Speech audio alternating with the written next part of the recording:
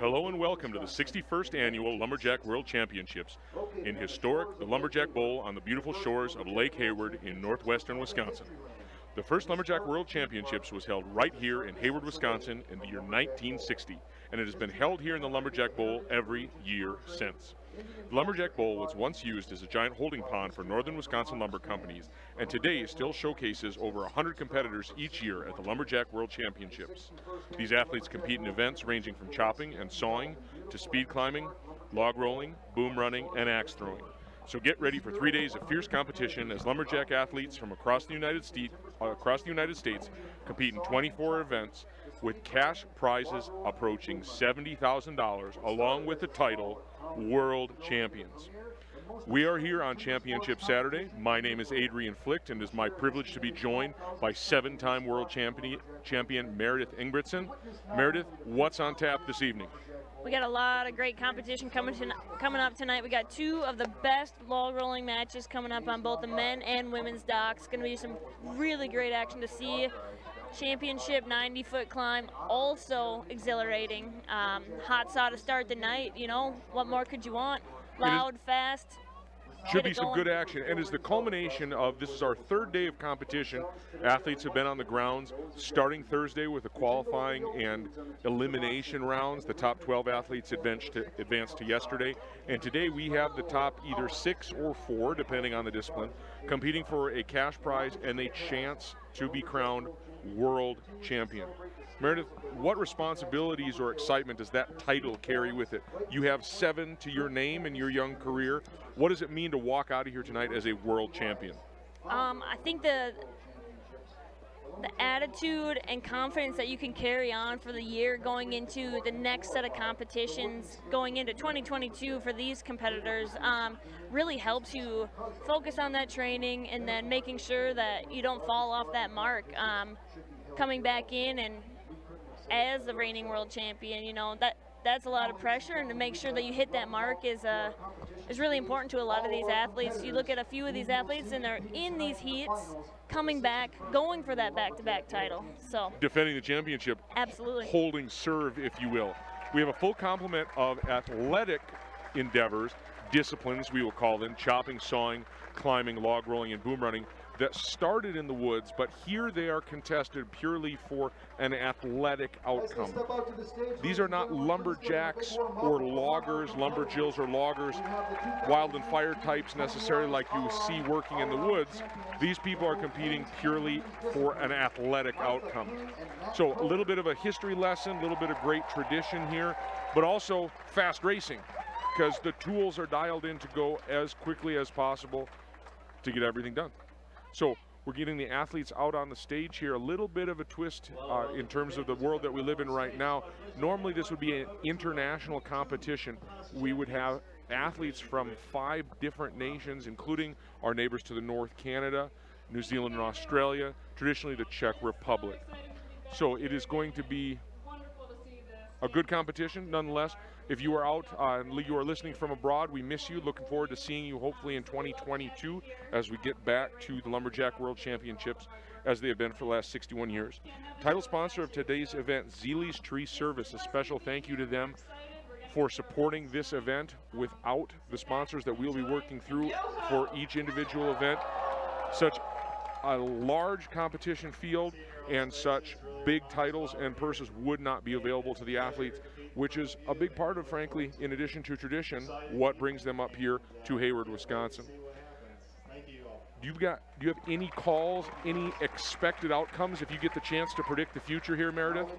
You know, it's going to be exciting. The women's boom run is going to have a brand new world champion this year from the last 7 years. For the first time. For the first time in the last 7 or 8 years. So at this point, we'd like to get our athletic competition started. Please direct your attention to the stage for the singing of our national anthem. By the dawn's early light, what so proudly we hailed at the twilight's last gleaming, whose broad stripes and bright stars through the perilous fight o'er the ramparts we watched were so gallantly streaming, and the rocket's red glare above bursting in air, gave proof through the night that our flag was still there. Oh, say does that star-spangled banner yet wave o'er the land of the free and the home of the brave. Ladies and gentlemen, the Pinery Boys. Special anthem provided by the Pinery Boys, some camp cooks who wandered out of the woods to sing for us this evening, keeping that tradition alive here in Hayward, where normally tremendous stands of white pine would be standing, have been harvested. Those trees would then be packed into this bowl behind a dam. When it got to be spring and it was time to send the wood to the mill, blow the dam, rock and roll. Basically everything we see today is going to be a step in that process.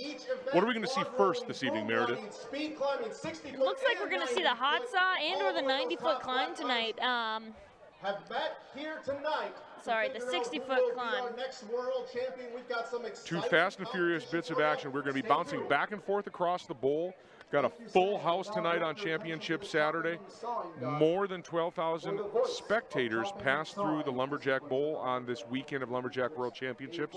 If you would like to attend in person, please visit the website and make your plans for the end of July being up here in beautiful Hayward, Wisconsin. On the chopping and sawing stage in front of us, the hot saws are getting staged, and we're going to be waiting to fire them off. In the background, kind of looming over Lumberjack Bowl, are the giant 60 and 90-foot climbing poles. Athletes are going to go all the way from the ground to the top, and time is not going to stop again till their butt gets back down to the crash pad at the bottom. After the time and energy that's gone into this, Meredith, what is the mindset as we prepare to say go? We've had the anthem, the fuse is lit. As you're sitting over there, if you were preparing for a log rolling or a boom championship, what are you thinking and what's your checklist before you start the competition? You know, making sure those nerves are in check, taking that time to settle down, get in your groove, take the time for yourself. It's usually what I do. I know everyone's a little bit different. Chopping and sawing guys kind of hang out together, maybe chit-chat a little bit before they go out. But for me, log rolling, sitting in a quiet spot, listening to my music, getting those nerves under control and getting that adrenaline pumping. Trying to stay loose, but trying to get revved up. We are going to start on the chopping and sawing stage with the hot saw. Hot saw discipline, athletes are going to be making 3 cuts for a 20-inch piece of wood. The hot saw event is sponsored by Stihl. Stihl is #1 selling brand of gasoline-powered handheld outdoor power equipment in America. And the accomplishment that's even more impressive when you realize that none of the products are sold in box stores. Stihl is only sold in authorized local Stihl dealers, professionals in the outdoor power tools. Visit stihlusa.com. In addition to a title and a cash prize, the winner of the hot saw will be awarded 2 $500 gift certificates. Cost upwards of around between $7,000 to $10,000. So every one of these guys is going to be working hard to control it and get wood on the ground. We will give them, after the introductions, a 1-minute warm-up period. They're going to be getting the motors started off. Ready to go. Eric, back to you. The motors are going to get started up because these are not production hot saws. Excuse me, these are not production chainsaws. They started their life as a dirt bike or chainsaw and are going to be, as a result, a little bit unpredictable. This is by far the most expensive piece of equipment that a lumberjack athlete will have in his quiver, but it will be the least predictable. When these go right, 6-second run is the world record. When they do not, there's going to be some stomping, there's going to be some fits, and there's going to be some stress. Leading off in the hot saw, stand 1, #1 seed coming in from West Virginia, Matt Koger. Coming to us from California, entrepreneur and general contractor, Nate Hodges. On the third stand, coming to us from Tennessee, but sometimes from North Carolina, we got Matt Slingerland. Stand 4, we have the big man from West Virginia, that is Jason Lentz. Stand 5 from Tennessee, Adam Lethko, and the Forester from Vermont, Calvin Willard. We've got all our safety precautions in place here also, Meredith. Bulletproof safety glass, eyes and ears on the athletes, and now you can hear why.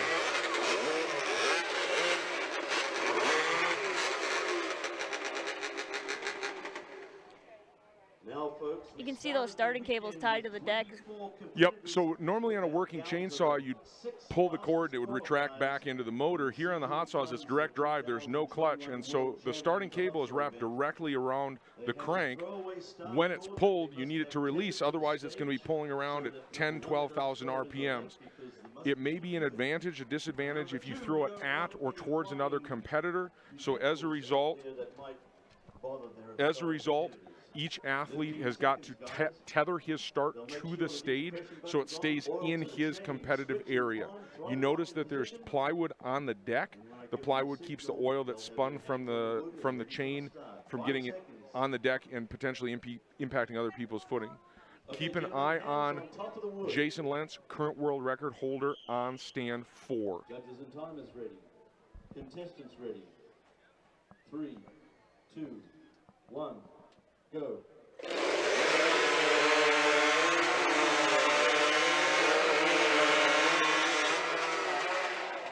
I think Matt Slingerland may have edged him out. We've got to wait for the judge. Going to the replay on this one. Oh, left go, not quite getting that soft started right away. Oh, and chain is off on Adam's motor. This is why we have those safety precautions, making sure if that chain were to fly off, competitors, judges, spectators are all safe there. So that'll bring us to the end of steel. It looks like Matt Slingerland won on stand 3. We're going to go to the video replay. This is all monitored and timed electronically to get the confirmation, and then we will begin by awarding our first world championship. Matt quick to the log, and he makes his down cut. You see Nate Hodges was a little ahead of him. Matt Slingerland good on the transition. Nate ahead. Maybe it was Nate Hodges. Off on 2. My eyes tricked me. I'm going to say it looked to me like winner of that, our first world title this evening, Nate Hodges. Mike Sullivan, the defending champion, not even competing. He did not advance to the top 6 this evening. We've got our first world champion from Oconomowoc, Wisconsin, Tanner log rolling match on the stage. Yep, we got 3rd and 4th place men's log rolling coming up. So this is the culmination of 2 days of bracketed racing. Yes. And these athletes are going to be trying to put the other guy in the water 3 times. Yep, it's going to be the best 3 out of 5 falls for these guys. They got a 15-inch number 1 log. They got 1 minute on this, and once they elapse that, they will move on to the 2 log. So keeping those arms nice and steady. Judges call time in. Match has officially started. Concentrating, watching each other's feet to see what their opponent is going to do. Tanner competing in the right of your screen with the blonde hair. Connor on the left there, number 44. Digging in carefully with these logs. And only a minute. In a men's match, Meredith, a minute's not very long. Is anybody trying to go aggressively, or are they just passing their time at this point? Right now, these men look pretty in control. Not too much white water. You can see nobody's really waving those arms too much. Tanner with a little bit of a slip, but, I mean, Connor's arms down, nice and steady. These guys are just kind of riding this one out. Just getting to 60, the 60 count, and you can see in the background the judges are running a stopwatch on the dock behind them, and they will call time, and we will go down 1 inch in diameter. But it's not just an inch in log size. This impacts the space you have, the geometry for your feet, the float of the log, the height it goes in water. And now we are going to the number 2 log. This is going to be a 3-minute time limit, so a lot faster, quicker feet. Going to take a little bit more balance, endurance to stay on this one. These guys are in a bucking match, making it extremely difficult. So in a bucking match, competitors are facing opposite ways, looking over either their left shoulder or right shoulder. So it looks like both of these guys are looking over their right shoulder, making this a bucking match. And so one competitor's forward is the other competitor's backward, and vice versa. Absolutely. Yep. We are going to cross just past the dock where the log rolling match stays to our 3-4 heat of the, excuse me, we're holding on the speed climb. We are now onto the 14-inch diameter log in the men's log rolling match. Yep, you see those feet moving a little bit quicker right here. Quicker log, faster feet. A little bit more tension here in this one. Yeah, you can feel it immediately. The crowd was going a little bit crazy in the transition. Tanner with a good Tanner back step. Yep, Tanner up 1 over Connor. So right there, Tanner was on his back step. So if you're running on land, you'd be running backwards. That's how that one looks. And then Connor on his front step, like you'd be running forward. Yeah, going forward. And so he made the transition with the log, and he didn't get his feet quite picked up enough. Correct. Yep. These guys get 30 seconds once they reach the dock. Both competitors back to the dock. They get 30 seconds, towel off, talk to their judges. You can see right there, Tanner gives it a kick, sends Connor right in up on his toes. So. And Tanner's finished his log comfortably. So this is our first heat of the 60-foot traditional for third and fourth place. On the right log, obscured by the pole, the right pole, Cassidy Shear. On the left, with his back to us, Turbo, Tom Lancaster. What's the difference, Meredith? This is the traditional 60-foot climb. What's the difference between this and what we'll see a little bit later in the 90? Yeah, right now these guys, maybe when Sam backs up a little bit, we can see that Thomas has those gaffs directly in the middle of his foot. That's a traditional gaff setting. And then in the modified or 90-foot open speed climb, they have those gaffs up on their toes, getting that power from their calves. So if you see someone doing tree work in your community, this is not unlike the spikes they might be using for a removal to get up into the canopy. Cassidy's going to climb on the back. We've got 2 spikes and 1 rope connecting these athletes to the tree. They're going to go up just past that red line and then come back down as fast as humanly possible. Turbo and Cass, both local Hayward guys originally, competing here in the Lumberjack World Championships. Got the flat launch pad on the cushion down there to give them a firm place to start, and we're off in the 60-foot traditional climb. Tom with the slip right there. And another. Top of one. Cassidy with a big lead. 2 more throws and he clears 60. Cass with that hip slide. Very patented. Tom coming down nice and slow. I know he's got a busted up ankle that he's been competing with, so it's great to see him out here giving it. Shoot up ankle, and he's down safe in 4th place. Yes. So congratulations to Cassidy. And those are big points for Cass going into the all-around tonight. That's going to be a big difference tonight. We will be awarding, in addition to world titles, an all-around for both the men's and the ladies. We are going to have the chance to come down to the stage Jason Lentz for the hot saw. Yes. 2021 hot saw world champion, buddy. Congratulations. A great catch. So Jason Lentz tricked our eyes. The catch with a spread of 6 athletes here is it's a great distance between them. Jason coming off a great U.S. Steel Timber Sports Series win, and you said record in the hot saw in that competition. So to put down another blazing cut here, really, really good for him. Yep. Good run for Jason. Got to be pleased with that. And back-to-back weekends of putting the hot saw to good use. Yes, absolutely. Do we have another fall in the men's match? Tanner looked like he was staying dry, and they're shaking hands. Are we done with that? It looks like Tanner won that one 3 straight. When you see competitors hogging a log rolling match, doesn't usually means it's over. Connor trying to fight Tanner with a great back step there. Really sitting down, pulling that inside arm back. And being aggressive, as you said, running backwards. Yes. So overpowering even though he's operating backwards. Well done. Well done. That was our semifinal match. We are going to be moving forward into the ladies' underhand. Record in this event is 26.23 seconds, established in 2017.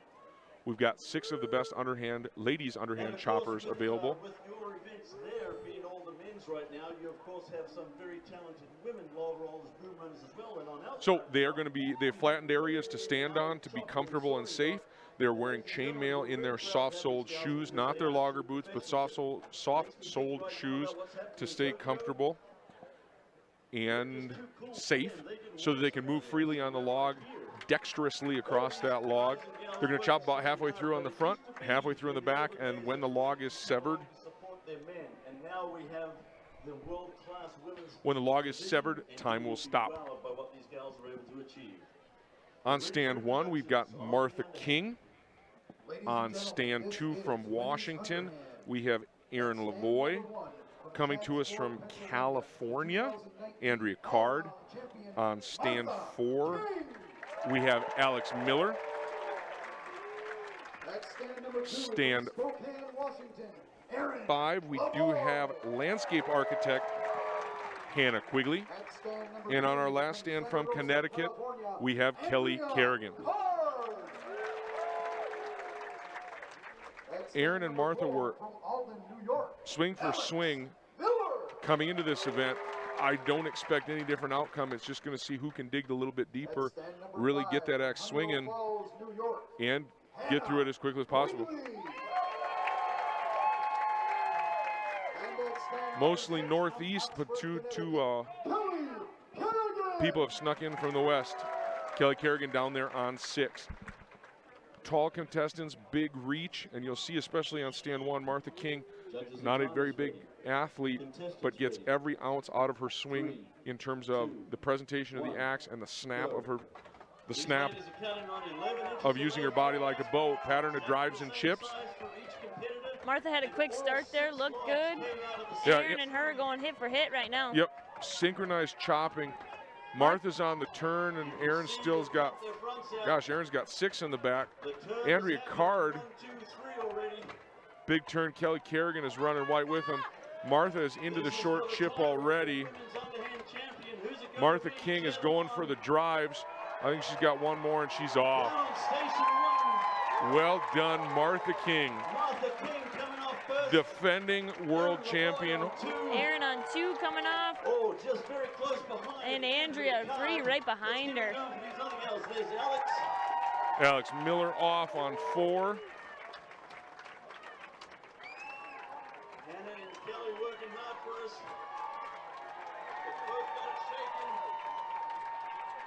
Hannah and Kelly on 5 and 6. Kelly Kerrigan off. And Hannah close right there. She's got one more. Yep. There we go. See Martha just driving that axe into there. And the snap that she has, head down, and ripping that axe, driving that axe into the wood. So much power. Amazing amount of power for somebody who is, you might have walked by her on the ground and not realized she, pound for pound, a powerful, powerful athlete, winning another world championship to her credit. We're going to keep the action going. We got some boom runners coming up. I think we're going to go to this first and second place men's log rolling match. I see them getting ready over there. A couple of brothers waiting to roll each other for this. It's going to be the Battle of Polantinis, correct? Correct. Yep. Got older brother Anthony, younger brother Sam. Looks like we're about to get set. So Meredith, the log, and I noticed this when it was out there previously, the red log that the men started on is pretty chewed up. Yes, so that means that this log has been used in a few of these Lumberjack World Championship competitions. They spend a minute on it. It's big, it's a little bit slower than the most, and you can see on that 2 log, a little bit newer, a little bit faster, not as many teeth have been in that log. Got going on the stage here, another world championship being awarded. Martha King from Pennsylvania, also national champion here last weekend in Arkansas.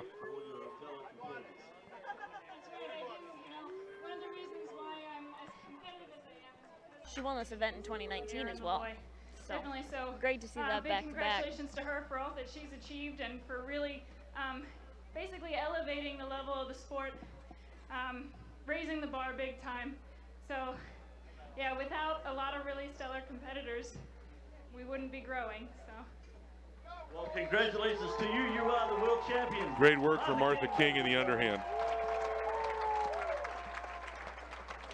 An interesting commentary. It's kind of interesting if you've ever played I grew up playing football. The other team in the other locker room, you didn't want to be friendly with them.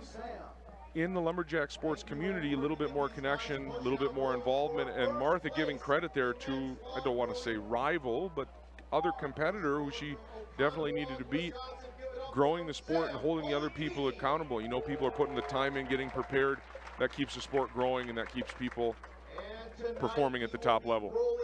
Especially with such a small field that we have. So, back to the log rolling, Doc. We have Anthony Polentini there in the white headband, Sam on the right in the white and blue shorts. So, Anthony, the current men's log rolling world champion, rolling against his little brother, Sam. I'm going to go out on a limb and say someone named Polentini is going to win. I would bet money on that tonight. I think it's going to be a good look. So you can see So when you roll somebody you rolled before, you kind of know their tricks. When you roll your brother, you probably taught each other some tricks, right? Yep, I would say my sister and I rolled together for many years, and you know, when you come across your training partner in competition, it's always a little bit awkward because you know what they're gonna do, but you also know that they're holding back just a little bit, keeping some of those secrets from you. So it's gonna be great to see who comes out with a win tonight. You got a minute on the big log. Little bit of action, but mostly just chopping the feet. I know they're not going through the motion, but it looks like this is just a matter of time at this point. Yep, you know, this first log is just kind of get warmed up, get comfortable out there, you know, get those jitters out, making sure you don't get too jumpy. Sometimes you get jumpy on these first two logs and you go in on an unexpected fall. Just got to be really calm and steady. And there we have it. Anthony taking the first fall. They have 1 second left on that log. Dang. Anthony almost outlasted it. Sam almost got the benefit of the doubt on that one, but Anthony just kicks him in right there before time's called. So fall counts 1-0. We'll bring out the number 2. We'll have a 3-minute time limit. You can see Anthony working that log, kicking it right here. Sam can't quite keep his feet up there on the back side of that log. Goes right in. First fall on the big log, as you said, kind of a throwaway there where it shouldn't be taking a fall maybe. Now we're going down a little smaller, a little bit faster action. And they have a choice. They said there was only a second left. Instead of just rolling out for a second, they just said, no way. Right, let's go to the next log. We don't need to be out there for 1 second. Let's keep moving on. Be too much time. Spend more time transitioning the log than you would actually rolling. So love that. Got to keep her moving. Anthony leading by 1 as we go to our next log, the number 2 log. And you can see a very significant difference from this log to the last one. Lots of white water right away. Sam and Anthony concentrating on their opponent's feet. Sam back in. That's 2 for Anthony. Yes. 1 more to break on through. So good start for both of those guys. Anthony strong in that back step, getting that right arm back, counterbalancing that lean forward, getting his heels back on the log. Great positioning. That's what you want to see.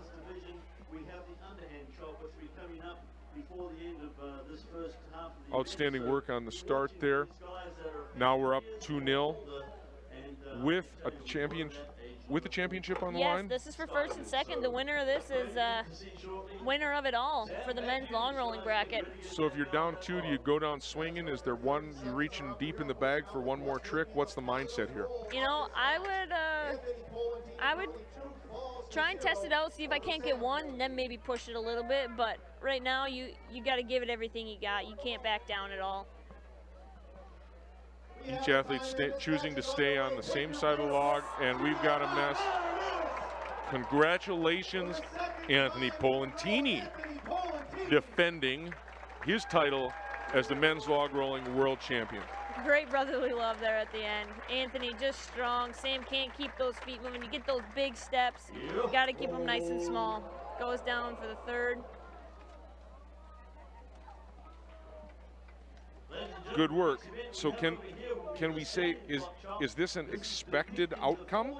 I don't know. I haven't actually seen Sam Polentini roll in a professional competition yet this year. I haven't had the opportunity to make it to any. But, I mean, I think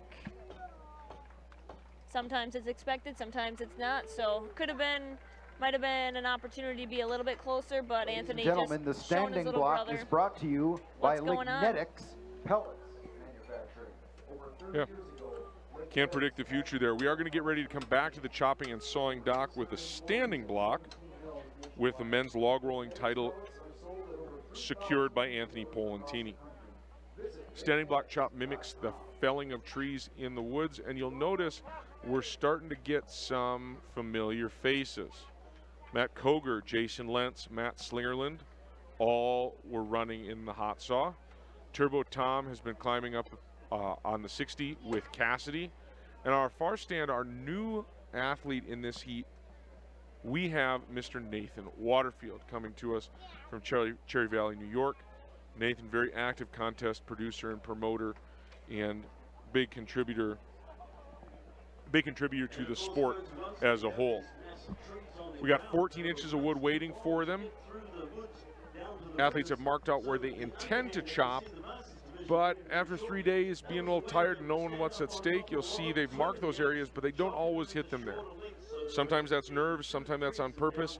If the log wants to be cut a little bit faster or gives you a little bit more, lets that axe travel in, sometimes you'll narrow the chip. Sometimes it will fight you and you'll take a little bit bigger chip. You'll notice, compared to the underhand, the athletes have visible chainmail protection on their shins. The first hit up and first hit down are some of the most dangerous until the scarf or the chopping area, chopping face has been opened. If you miss your angle on the way down, you can glance out of the block and go right to your lead foot. And on the up hits, if you miss your angle or are careless with your presentation, the axe can come towards your nose, or in my case, towards your beard. And that's not as exciting. Or I guess it is exciting, but it's not as fun. States represented, we've got West Virginia and West Virginia on the first two stands. Tennessee by way of North Carolina on stand 3. Local guys on 4 and 5. And some of New York's finest on number 6, as Nathan, in the form of Nathan Waterfield. At stand number 4 from Minneapolis, Minnesota, Cassidy. Finally get to There's see what local- Cassidy looks like right there. He's Yes. always been hiding behind that 9-foot. He's been hiding behind the climbing pole for most of the evening.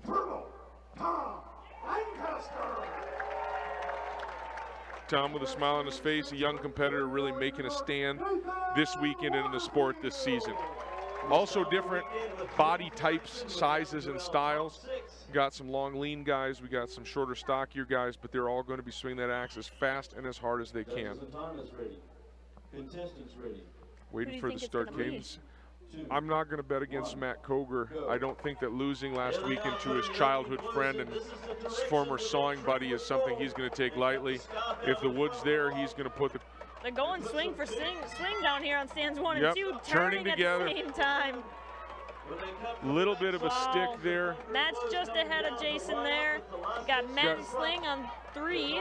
Yeah, Matt Sling is right with him. Matt Koger has got some chips fall. He's in the short chip and he's off. On stand 1. Love it.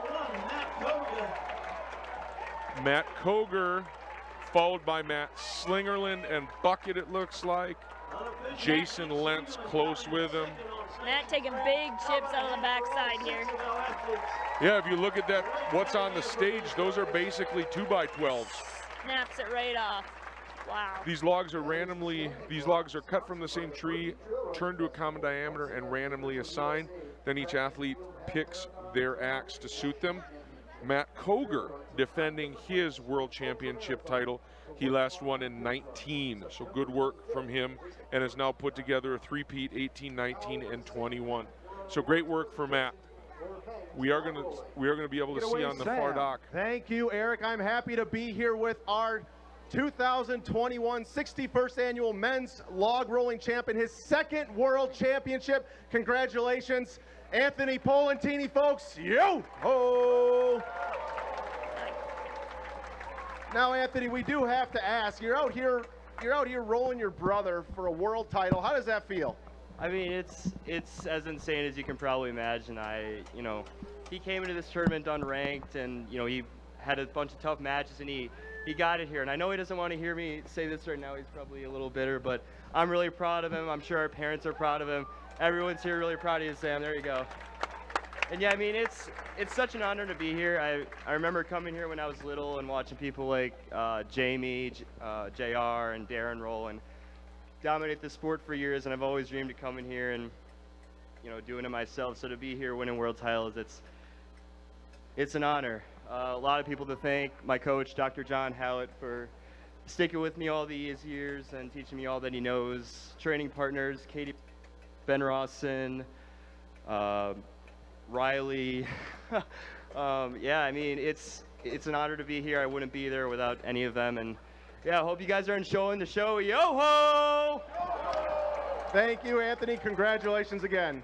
Yo-ho! Great work from Anthony Polentini, and love the shout out to the brother. That's pretty neat. A lot of family tradition going on this weekend. You'll see these common names or the repeat names. We got some fathers, sons, some brothers. What an honor it is to compete together, to race together. Now we got this standing block world championship being awarded. This is a wonderful big, it's sort of a medal of honor, but to you guys as world-class competitors, it means so much more. Matt Koga, 2021 men's standing block champion. Congratulations, my friend. You got to hear from Matt before the show started, and he's a very intelligent man as well as being an incredible athlete. He always has something nice to share with us, whether it's about his family or other families involved with the sport. But Matt, there's a lot of people that you'd like to say thank you to. There's a long list of people I'd like to say thank you to. The deck crew, the Berkey, the LWC team, and the city of Hayward.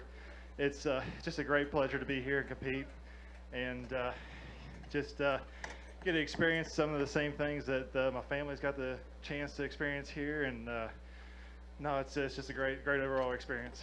Well, congratulations again, Matt Koga, your world champion standing block cutter. And by the way, he is the current all-around champion from the last time we were competing, and he's been going like all the others, trying to earn those points into the finals. So the win here today for this event will help him maybe get to another world all-round title. Some great work by Matt Koger, always a reflective champion, a graceful champion in terms of his wins and realizing the community of people, both in Hayward and in the lumberjack side of things, keep things going, holding people with opportunities. We are going to the ladies' boom now, Meredith. This is something we have not yet seen tonight. Correct. This is a event that I love to participate in. We got Ellie on the right side, Ellie Davenport, and then Gretchen Green on the left dock. So these are the two of the top four in the last 2 days. So on Thursday they ran one boom, on Friday they ran the opposite boom. Of those times, they compiled the four. We have four of the fastest women on logs right here. Right now. They're going to start on that side. They're going to run across the logs. If you look at the logs right now, you can see they are, top half is dry, the bottom half in the water is wet. Watch which logs do and don't stay dry, and you're going to get a good insight on how it's going for the athletes. Ellie Davenport on the right. Gretchen Green on the left. Contestants ready. 3, 2. This is going to be quick. Go. And this is their first time seeing that boom. They ran on the opposite side. No, they've run on both, and then tonight they're going to run on both. Correct. Tonight they're going to run on both. So they're going to run here. There's going to be a second heat, and then we'll see these women come right back out. Gretchen with a great finish right there. Both excited, both staying dry. As you can see, Adrian mentioned it before, there's a visual. You can see that these logs are dry as they're running across them. Ellie's making nice work here on the right side. Great run there. And great save by Gretchen Green about Ellie. Oh, excuse me. Yep. Ellie spinning her hips. You got Katie Burke right here on screen on the left. Claudia Duffy on the right. I'd say hometown favorite right now. Okay. Claudia coming off with the fastest time yesterday. Fastest qualifier. Yep. Outstanding. 3, 2, 1, go. Knowing that each athlete has one shot on each boom, are you going out like gangbusters on the first one and try and save it for the second one? Absolutely. You want to get a dry run down, but fast. And then on that second one is balls to the walls. How fast can you go down and back? Wide Claudia with open. a great run right there. Katie about a second behind. Nice first time for Claudia here. Yeah, so then she's put that time on the books, so it can maybe be a little bit more reckless, a little bit more free on the next run. She's going to get a chance on the opposite boom. What are some of the differences between the booms side to side? You know, we try and match these booms up log for log, so these girls don't have too much of a different competition when they're running head-to-head like this. And they get the opportunity to run both so that if one is doing better, if one boom is better on this night, that they each get the opportunity to run it. So we got Ellie Davenport back on the left, Gretchen on the right. Second time for these girls. Let's see who can get across these logs dry. And second time just moments ago. Yeah, no time for breaks here. Gretchen really turning it on right here, coming around the barrel. Same time. Gretchen a little bit ahead of Ellie right here. Driving right here on these last two logs. And Dead heat. Absolutely a dead heat. I'm not going to call that one. And then we got one more run. Katie Burke. And Claudia Duffy coming Claudia right back Duffy out. just returning to the booms. After they are done, we will go to the computer timing and we will be able to award another world champion. This is where you got to control that adrenaline. You laid down a fast run in the first one, and now making sure you stay dry for the second one. Claudia's put in a lot of effort in training this year. Katie as well. Katie came and won the Onalaska boom run. So Claudia won the Namakogan River Rollers roll-off boom run. So let's see who can get the title of Lumberjack World Championship Women's Boom Running. Claudia close. Claudia nice and steady. Katie catching her just a little bit. Holy oh cow. My goodness. Oh Katie my Burke. goodness. Just risking life and limb to get over the finish line. Katie pushing it right here, really staying with Claudia. Claudia quick around the barrel. Stumbles a little bit right here on that fourth log. Tries to save it. Stumbles still on that second to last. Just amazing, and even in the slow motion, you can see the log not moving. Katie with the fast time Katie, on that one.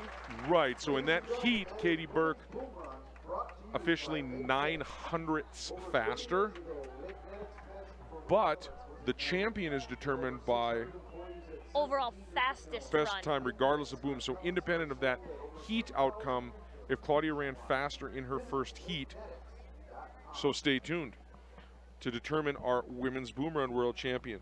Regardless, we will be crowning a new champion as Abby Heschler Delaney is not in our finals. We'll have a new champion for the first time since 2010 between two competitors.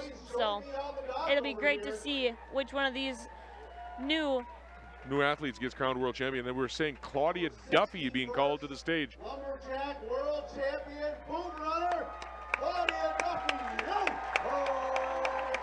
Yeah.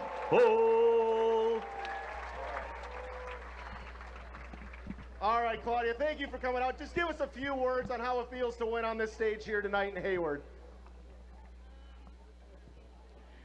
Yeah, thanks. It feels really good. This is my hometown. I mean, I'm lucky enough to get to run here multiple times every week, and we have a great log rolling school that luckily owns a boom. So, yeah, just feels really good. All right, congratulations. Last round of applause. Yo-ho. Local athlete Claudia Duffy winning the world title in the women's boom run. Ladies and gentlemen, the next event we'll have on the chopping and sawing. We are going to be coming back to the chopping and sawing stage for the ladies single buck. Record in this event set in 2017, 11:43 by Nancy Zaleski, formerly of Hayward. She is our #1 qualifier and will be cutting on stand 1. On stand 2, Martha King from Chadsford, Pennsylvania. And next to her, just like in the underhand, Erin Lavoie.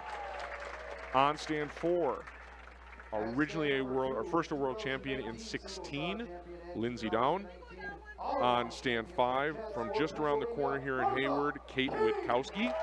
And coming to us from New York, on stand 6, Alex Miller.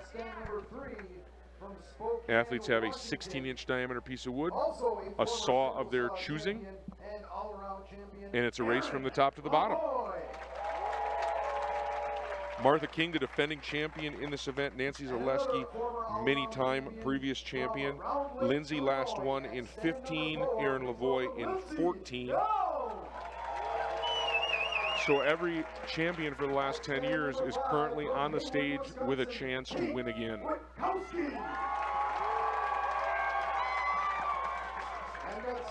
Got some enthusiastic fans out here tonight. Kate's sister leading the charge for the fandom with the clapping and cheering. Outstanding work as we go here. Athletes do have a set in. The saw's teeth have been started in the block, and that is carefully measured in to be equal. 2, 1, go. Okay, folks, this won't take long. Even pushes and pulls. Nancy's saw is running clean. Kate on 5, looking good here. Her and Nancy, Martha catching up. Erin, Lindsay, Kate got stuck right there. Yep. Alex on 6. Erin Lavoie with a big win in the ladies single. Nancy got bowed up right there, halfway down. Hung it up, so when an athlete changes the angle of their push and their pull stroke on the saw, too much of the saw will be hanging out on just one tooth, one of those points, and it will bury that tooth in the wood, making it hard, and it feels like it's impossible to pull it back. Once that happens, and momentum is disrupted, it's hard to get back in stride. So great work for Erin, sort of avenging the underhand chopping win of Martha's, and now they've got it even. We are going to be progressing with points and give you an updated all-around score as soon as we know, but there, in addition to winning each individual discipline, athletes are tallying a total all-around or overall points to award a prize for the athlete who is the most balanced or comprehensive lumberjack athlete. We're going to come back to the chopping and sawing stage for Erin Lavoie to receive her world championship title. You know, she's just won the world title, but she's also recognizing that our team are trying to do work. She said, I'm going to move my saw so they can do what they want to do. Erin, great job. Wow. Everything went smooth. That was so fun. Yeah, winning is fun. It's real fun. But it's, you know, it's just a byproduct really of everything, doing things properly in training and in competition. But I haven't been in front of a crowd for 2 years, and this is fucking awesome. You guys are the best. Thank you. You have been here before. You've been the all-round champ. You've won this discipline. To win it again is quite a feather in the cap. I know you're going to come back and see us next year. Oh, of course I am. You know I am. As long as you guys come too, okay? Erin Lavoie, ladies and gentlemen, your 2021 Women's Single Sword Champion. Final results in: Erin Lavoie with the win, Lindsay and Nancy just behind her, Martha in 4th, Kate Witkowski and Alex Miller rounding out the field. We are going to be moving down to the far end of the chopping and sawing dock. Instead of a field of 6, this time we had the field of 4. So each athlete got one crack at the springboard chop. They're going to start on the ground, cut a notch, put their springboard in the first hole, jump upon it, cut another notch, put their second board in the second hole, and there's a 12-inch log waiting for them, which they will chop through on the top. Each one of these athletes worked very hard to get here because with a 12-inch log, it's one of the biggest springboards that is chopped competitively. sometimes after the long, hard days, it's hard to get those chips moving. It is a big accomplishment to win this one. World record 41.15 seconds set by David Bolstad. And the defending, five-time defending champion in this event, Lawrence O'Toole Jr., not here, so we will have a new title. Matt Koger, the last U.S. competitor to win this in 16. On stand one, the number 1 seed going in from West Virginia, Matt Koger. On stand 2 from Diana, West Virginia, Jason Lentz.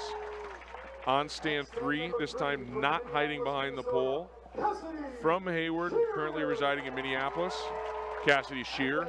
And on the far stand from Northport, California, Nate Hodges. This is the 3rd time we've seen Cassidy tonight, right? Cassidy has been a busy guy. Same with Matt and Jason. That's going to have a big impact on our all-around. Contestants ready. 3, 2, 1, go. A perfect board hole made in 2. In a perfect world, most people taking 4. Everybody take 4 right there. Everybody up on 4 climbing together. Matt taking 4, getting that board buried. Matt Koger is up with Nate, and he's got the first blow in. Matt with a big radius. Jason Lentz steps onto his top board, little bit downhill. Matt Koger looking very much like the trophy that Dr. John Hallett produces for this event. Good, flat, even board, slightly downhill. He's turning to the backside. He is chopping offhanded, drawing a drive and a chip and a drive and a chip, and he's getting to the short wood. Nate Hodges has turned on stand 4. Cassidy's already going with his downward driving. This is going to be even. Cassidy Shear.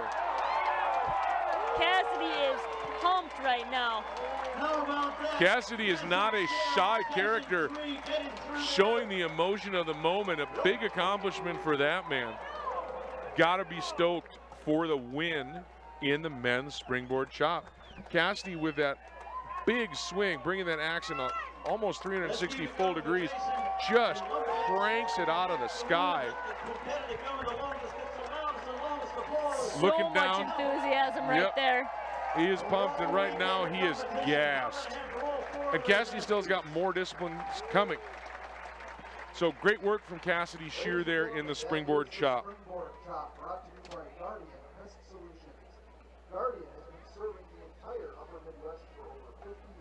Those are big points for Cassidy right there. Yep, and that's the thing that's going to be impactful with Matt and Jason in that same heat. Cassidy's been in a couple heats that Matt and Jason weren't in. Good to pick up points on the field for the all-around. Outstanding work by Cassidy Shear. We're going to keep the action going, coming back here, or staying on the chopping and sawing stage. At a time of 56:35 for Cassidy Shear in the springboard. And this is our 1-2 match for the 60-foot traditional climb. So winner of this is going to be the world champion in the 60-foot climb. We are ready. Climbers are ready to go over here on the blue pad. Pole number 1. The athletes competing, we have got Caleb Graves here on the right side, the blue pad. Caleb Graves coming to us from Tennessee by way of Hayward. Caleb Graves on number 7 with his neat beard, tidy trimmed beard. And on pole number 2 on the green pad from Frederick, Wisconsin, now living in Tennessee, Andrew Jensen climbing with the yellow gloves, number 97 depicted in your screen for the 60-foot traditional world champion. Caleb, the defending champion. Time is ready. Contestants ready. 3, 2, 1, go. Time starts on go. Caleb with a slight lead and a slip, 2 slips. Oh, no. Caleb catching him quick though, making nice work of that 60 feet. Big drop from Caleb right here. With Caleb the win. Graves defending his title. Getting the replay here. Give Caleb 1 slip, 2 slip. At one point he had no feet on that pole. the amount of effort and energy it takes to go up this pole, not only once, but these guys are doing it twice tonight. Yep, and then rallying from the slip-ups, rallying from the feet. Looks like we got Cassidy Shear back to award his world title in the springboard chopping discipline, something he's worked very hard for. Please redirect your attention back to the chopping and sawing dock for the presentation of the 2021 Springboard World Champion. Take it away, John. Thank you, Eric. Yeah, I get to give away the hardware again right off the bat, Cassidy. Congratulations, mate. A great cut. Such a strong performance. I've talked all weekend about your ability to be an incredible athlete doing all the disciplines all over the dock, and you stuck with it all weekend. You're obviously trying to get that all around, but you have a very important all around in the Steel Timber Sports World Championships here in the U.S., and this is just adding more to what you've achieved already. A great win in the springboard. Yeah, no, I've been coming to LWC now for 35 years. I got my first world championship in 1999 in the boom run. They've added a few climbing ones as well. I've always loved the chopping sawing. Started competing over here about 6 years ago, and yeah, I think I'm the first person to ever win a world championship in all 3 venues here. So I'm working hard to try to win that all around this year, but maybe I get a lifetime all around no matter what. But thank you all for coming out. Yo ho! Cassidy Shear, ladies and gentlemen. Well done, buddy. Cassidy Shear. Important context there. Important context there. Winning both in the log rolling and boom running, which are kind of a duplicate, the climbing and the chopping and sawing. We got Caleb Graves over here being awarded the world title in the 60-foot traditional speed climb. Unofficial 13.92. Give him a big round of applause. Congratulations, Caleb. We just have to know what's going through your head. You have 2 slips going up the pole, and you still make it down first. How does it feel? I feel pretty fortunate, to be honest, Sam. Climbing against my best friend, that's a real honor. I just want to thank God for keeping me safe. Thank you. Absolutely. Congratulations. Let's give him one big final round of applause. Yo ho! Yo ho! Caleb with the grace and climbing against a friend. What another good win there. And we got going to come back here to the chopping and sawing disciplines on the main dock. Ladies and gentlemen, Dave is 81 years young. We're going to see a little bit different in the Masters underhand. Stay tuned. We'll not necessarily be starting on go. Which is the next event you're going to see here shortly. He did not qualify to get into the finals, but he's here to support his son and all the other competitors. So I thought it important that we say hi to Dave and let you see this guy. Dave, you've been coming here for many, many years. Why don't you tell us how many years you've been here? If you don't count last year as being a year, it's 56.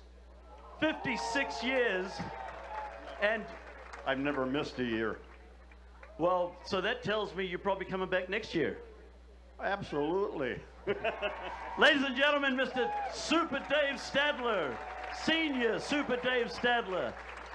So Dave Stadler attending for 56 of a possible 61 years that this event has been held. A great treasure. He did not advance in this discipline. He was competing in the field in the qualifying rounds and ultimately did not make the top 6.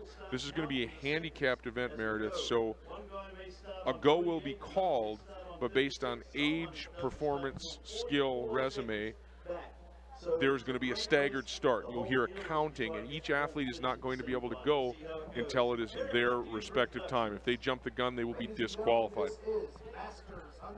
In the Masters underhand, starting on stand number 1 from North Carolina, Mike Slingerland. Mr. Slingerland is 57 years old. 57 years old for Mike Slingerland.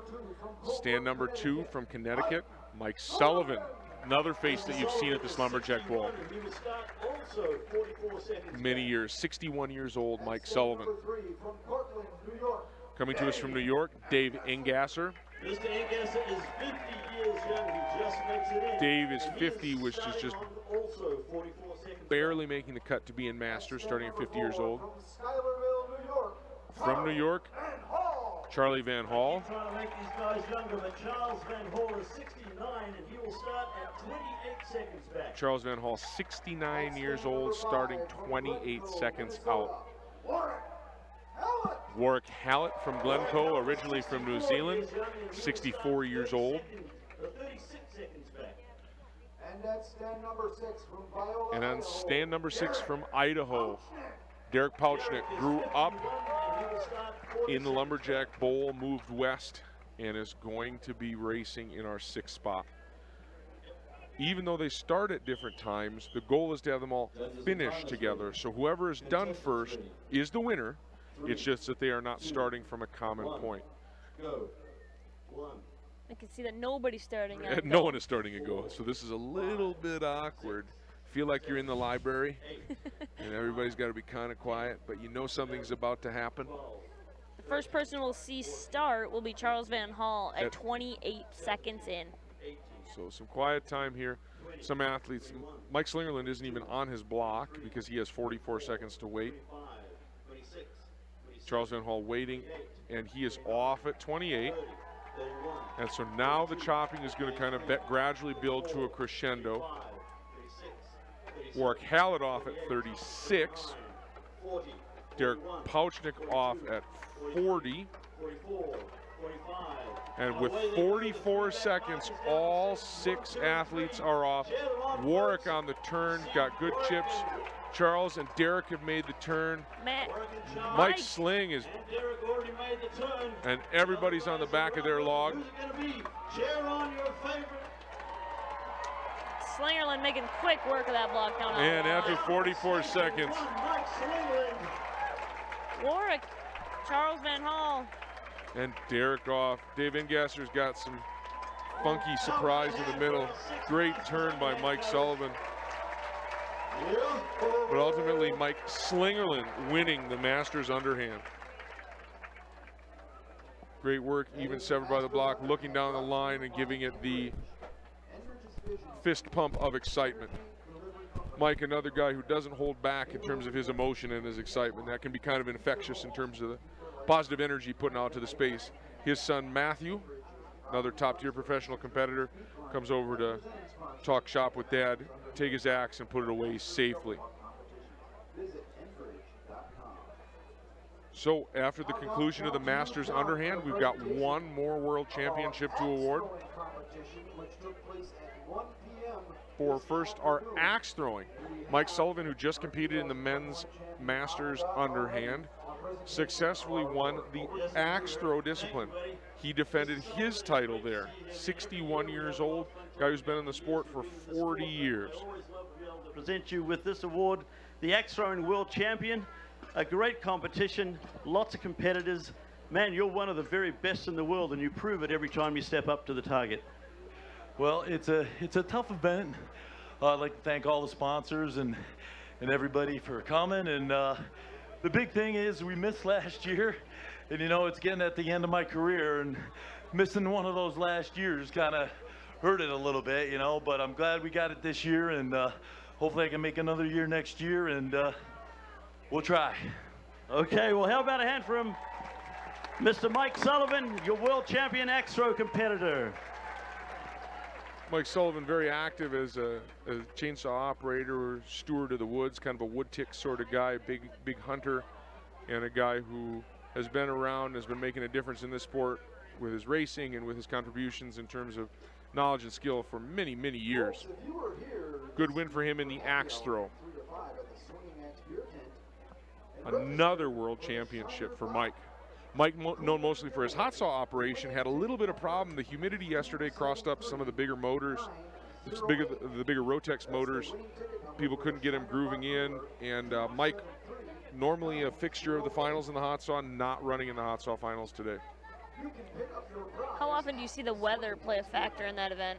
It's motorsports. Absolutely the problem with motorsports. Air changes, heat changes, moisture changes, getting it right. Good again to give Got away Mike Slingerland down here. The fruits of the labor, so to speak. Mike, congratulations, my friend. A great win for you. as the back marker coming through and winning this, it's pretty good. But you had a secret you just shared with me about some equipment. Yeah, I got a little lucky there. My son, Matt, has some great axes in his box. You saw him get second in the standing block earlier. He gave me a nice light springboard axe, and man, it just blew that log apart. Well, and sometimes it takes help from the younger to the senior. Always a fun guy to have around. You've been very helpful for us in the sport. You're always smiling. We thank you very much, and once again, congratulations. So each contestant brings a series of axes to the contest based on wood species, what they feel comfortable with. And Mike relaying that his son helped him out with a tool to get that right.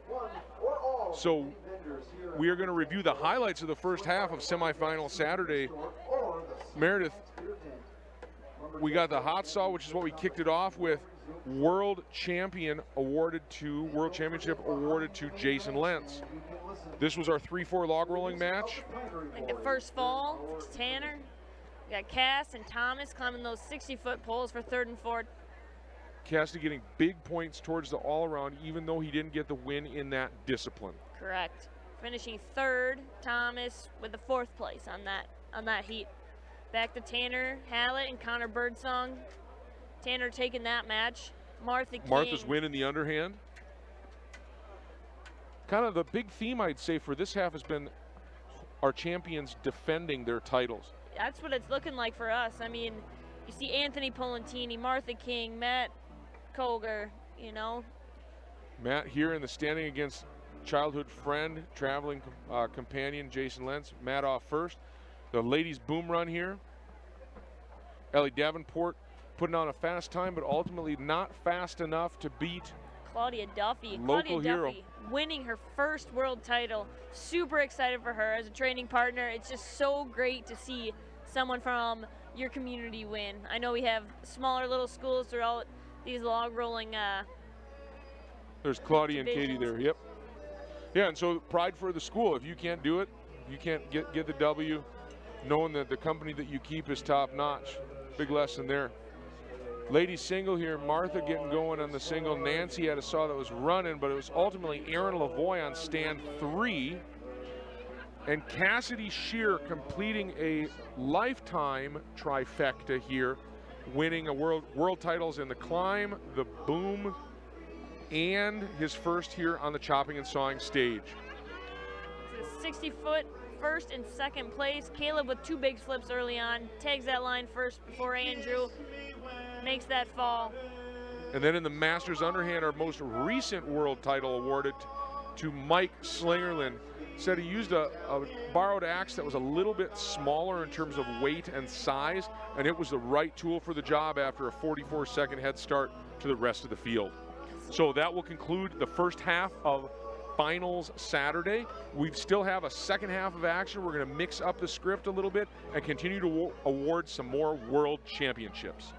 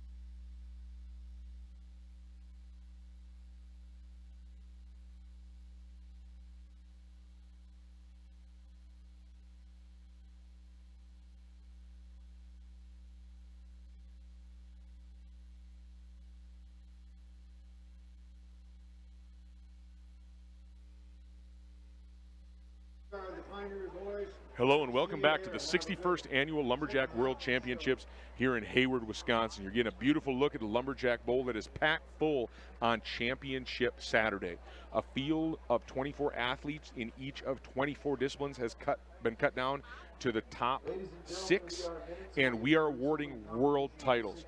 Meredith, a good look at some happy fans cheering here, and the Lumberjack Bowl. We've got sort of 3 different sections of the bowl. What do we got going on as we prepare for the second half?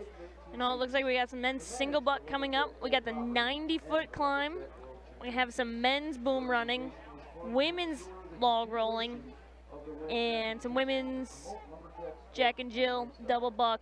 Double-handed sawing. And Jack and Jill sawing. So you'll see all of those disciplines tonight in this second half. And then our ultimate outro is going to be the relay, which literally ties it all together. In our action leading up to this, it's been one at a time, or one discipline at a time, but that is going to stack together all the disciplines to get us out of the 61st annual contest. Coming up, the men's single buck and the 90-foot speed climb. One of the most conspicuous things as you drive through Hayward, to me, the water tower, which seeing the water tower, knowing that you're in town for the World Championships is a big marker, but then these giant 90-foot tall cedar climbing poles, which our athletes are going to go all the way to the top of, and then come all the way back down. Not slow, but extremely fast. Yes, as fast as humanly possible. So great work there. We're talking a little bit at the break, a fairly consistent defense of titles so far, but we have a couple set up in this second half. We know that the person who wins is going to be a first-time world champion. Do you remember what it was like winning your first championship here, Meredith? Yeah, my first world title was really unexpected, actually. I wasn't in the fastest heat, but I put down a good, clean, dry run in the boom run, and the next heat went. The times got posted, and they called my name, and holy cow! I got to go talk in front of a few thousand people, and I have no idea what to say. But a lot of these competitors are going to be coming out here speaking again, hopefully, to see that. Yes, outstanding. A little bit of a surprise world championship versus, we saw Cassidy Shear winning the springboard in the first half of our contest this evening. He knew that his log was off first, and so he won it and was immediately cheering. And see athletes get a little bit of emotional, the Yes. time and energy paying off. Great excitement for them. It's hard when you have a couple different heats like the boom run. It's a little bit more difficult to tell who wins that outright. Where on the dock you can see whose block is severed first, whose block falls first, who hits the pad first, log rolling, who goes in for the third time. So sometimes each discipline has a little bit more behind it. So a little bit clearer picture as we go. Getting ready here for the men's single buck. Athletes are getting their saws set in. We are going to have a new champion in the single buck because Nate Hodges has not advanced to the top 6. Nate Hodges last won in 19, came to us all the way from California, but did not clear the benchmark to get into the top 6. So we'll kick it off there. In the 90-foot speed climb, we do have, I think we got, this is for third and fourth. This going to be first. seeing the heat for third and fourth first. A previous champion up in that heat in Turbo Tom Lancaster. But we're going to keep things going fast and furious, and ultimately award some more world titles. The cash prizes will not be awarded, the purses will not be awarded today, but the title is perhaps the most important thing for these athletes. The sort of thing that you proudly place on the wall, always get introduced that way, sort of like Dr. Ingbretson. I wouldn't go that far, but They yeah. can't take that away from you. World champion. Has a nice ring to it. Yes, it does. We're going to kick off our action here for the second half with a 90-foot climb for third and fourth place. We got Cassidy hiding on the backside of pole 1 again. Yes. I'd like him to be shy. Yes, this is the least you will see of Cassidy Shear this evening. Cassidy, very energetic, enthusiastic competitor, top-notch all around, but he is currently obscured by the 90-foot climbing pole on the right. You see his rope and his gloves. On the other side, number 82 on his jersey, Turbo Tom Lancaster. Tom called Turbo because of how he does. This is the 90-foot speed climb presented by Fiskars. Give it up for Cassidy Shear. Athletes have now an open class spike, so the spike is under the ball of their foot, and it's more like sprinting or running than kind of thumping in. You'll notice a much quicker cadence up the pole. And in this one, the bailout as they get to the top, even a little bit more at stake. Cassidy and Tom are going to be working quick. Record in this event, 18.30 seconds. 2, 1, go. And they're up, folks. Cheer them on all the way up 90 feet off the ground. Pretty even as we get to They're neck and neck at 45. 45 and then into 60. Cass is throwing a little bit higher, but I think Tom is taller on the pole. Reaches. Last throw by Cass. Hip slide all the way down. Controlled. Tom coming down controlled. Right behind them. Let's give both of our climbers a big round of applause. Very good climbing from both of those guys. Good climbing, and like to see the safe land when athletes take the time they are together enough to give a high five. Good run here, and they were just in a dead heat all the way past 60. Established in 1649. Cass putting in some serious work tonight. Yes. In addition to the chopping and the sawing and the rolling and the booming, a lot of clothing change, a lot of costume change. After you get wet, got to get those clothes off. You can't chop and saw on the same stuff that you need to be climbing. So Cassidy managing all of those, keeping all those plates spinning to be successful in the contest this evening. That was the third and fourth place match. We are going to see the championship match shortly. We've got the men's single sawing coming up. Remember, the quickest way through this log is in a straight line. And we do have all our athletes in place. On stand 1, Matt Slingerland, son of Mike from the men's Masters underhand. Mark Boquin on stand 2, very active on social media, character in every sense of the word. With Tom, too. Yeah, with Turbo. On stand 3, Jason Lentz. Yes, the same Jason Lentz we just saw on the springboard. On stand 4 from Minnesota, originally from New York, Adam LaSalle. Adam LaSalle there gathering his thoughts, making sure he's got a good grip. Adam got his hand chewed up a little bit earlier in the day and was trying to experiment with the glove. Still wanted to have good tactile feel on that handle. As we get to stand 5 from New York, Dave Engasser, supported by Chris Savash. Chris Savash, one of the true gentlemen of the sport, always wearing a smile, and many-time world champion Dave Jewett from New York. Assisted by Mike Sullivan, 2 old heads in the sport. Dave Jewett last won in 16. He had a 5-pack there, 12, 13, 14, 15, 16. Dion Lane holds a record in this event at 10, 7, 8. Keep an eye on Matty Sling on stand 1. Go. Matty Sling sawing left-handed. It obscures the block a little bit. Dave Jewett saws hooking up. And he's deep in the wood. Adam LaSalle's got a good cut. So does Jason Lentz. On 2 is doing well. Whoa, 3, 2, 1, coming off at the same time. Jason Lentz with a fist pump, suggesting he won. To my eye, Jason and Mark were right with each other, and Matt Slingerland couldn't have been much more than a whisker behind.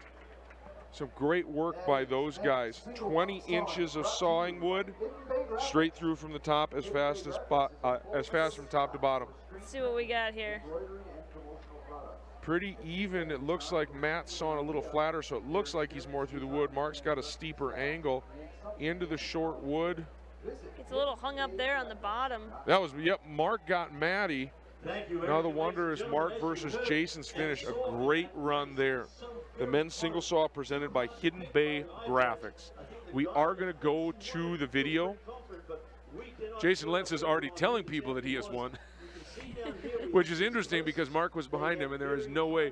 One of my great experiences in this event, oiling and wedging for my friend Adam, being on the stage when the heat finished with basically one thump and all 6 cookies hit at functionally the same time, and so your ear could not discern 6 different taps. It was a singular and it was awesome. Then the crowd started cheering and everybody went crazy. It was great. It was great.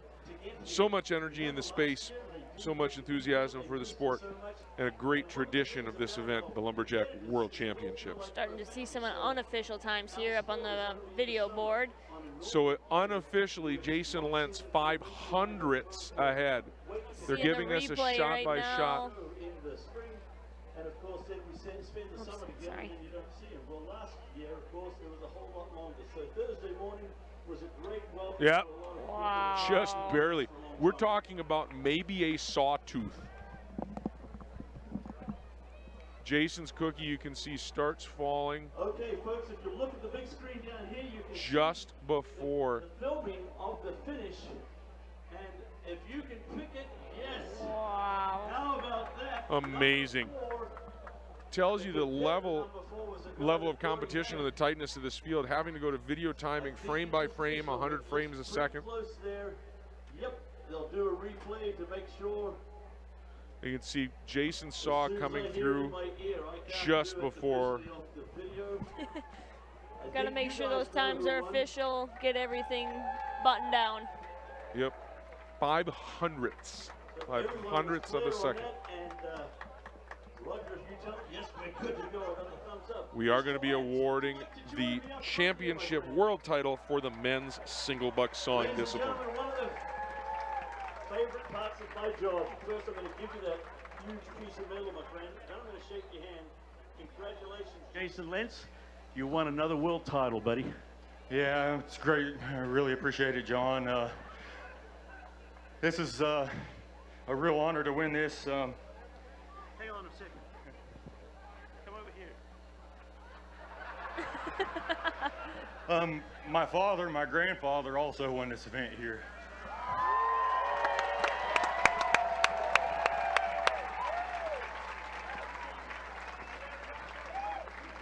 Jason Lentz thought. Yeah, I just want to thank all you guys for being here. It's a real honor. Thank you, everybody, for your support for our competitors. Also, another great commentary, Jason Lentz, his father Melvin. So, you know, a lot of the questions coming from Oregon originally, timber fallers by trade and hardworking folks, and a cool thing in terms of following in father and grandfather's footsteps in this event on this stage in the same discipline. Big win for Jason Lentz and cool story in terms of the traditional side. 500ths separating him from Mark Boquin for the win in the men's single buck. And then we are going to be getting ready for a little bit of a showdown in the women's log rolling, the ladies log rolling. Yes, we got a Madison versus Madison showdown. Mad City represent.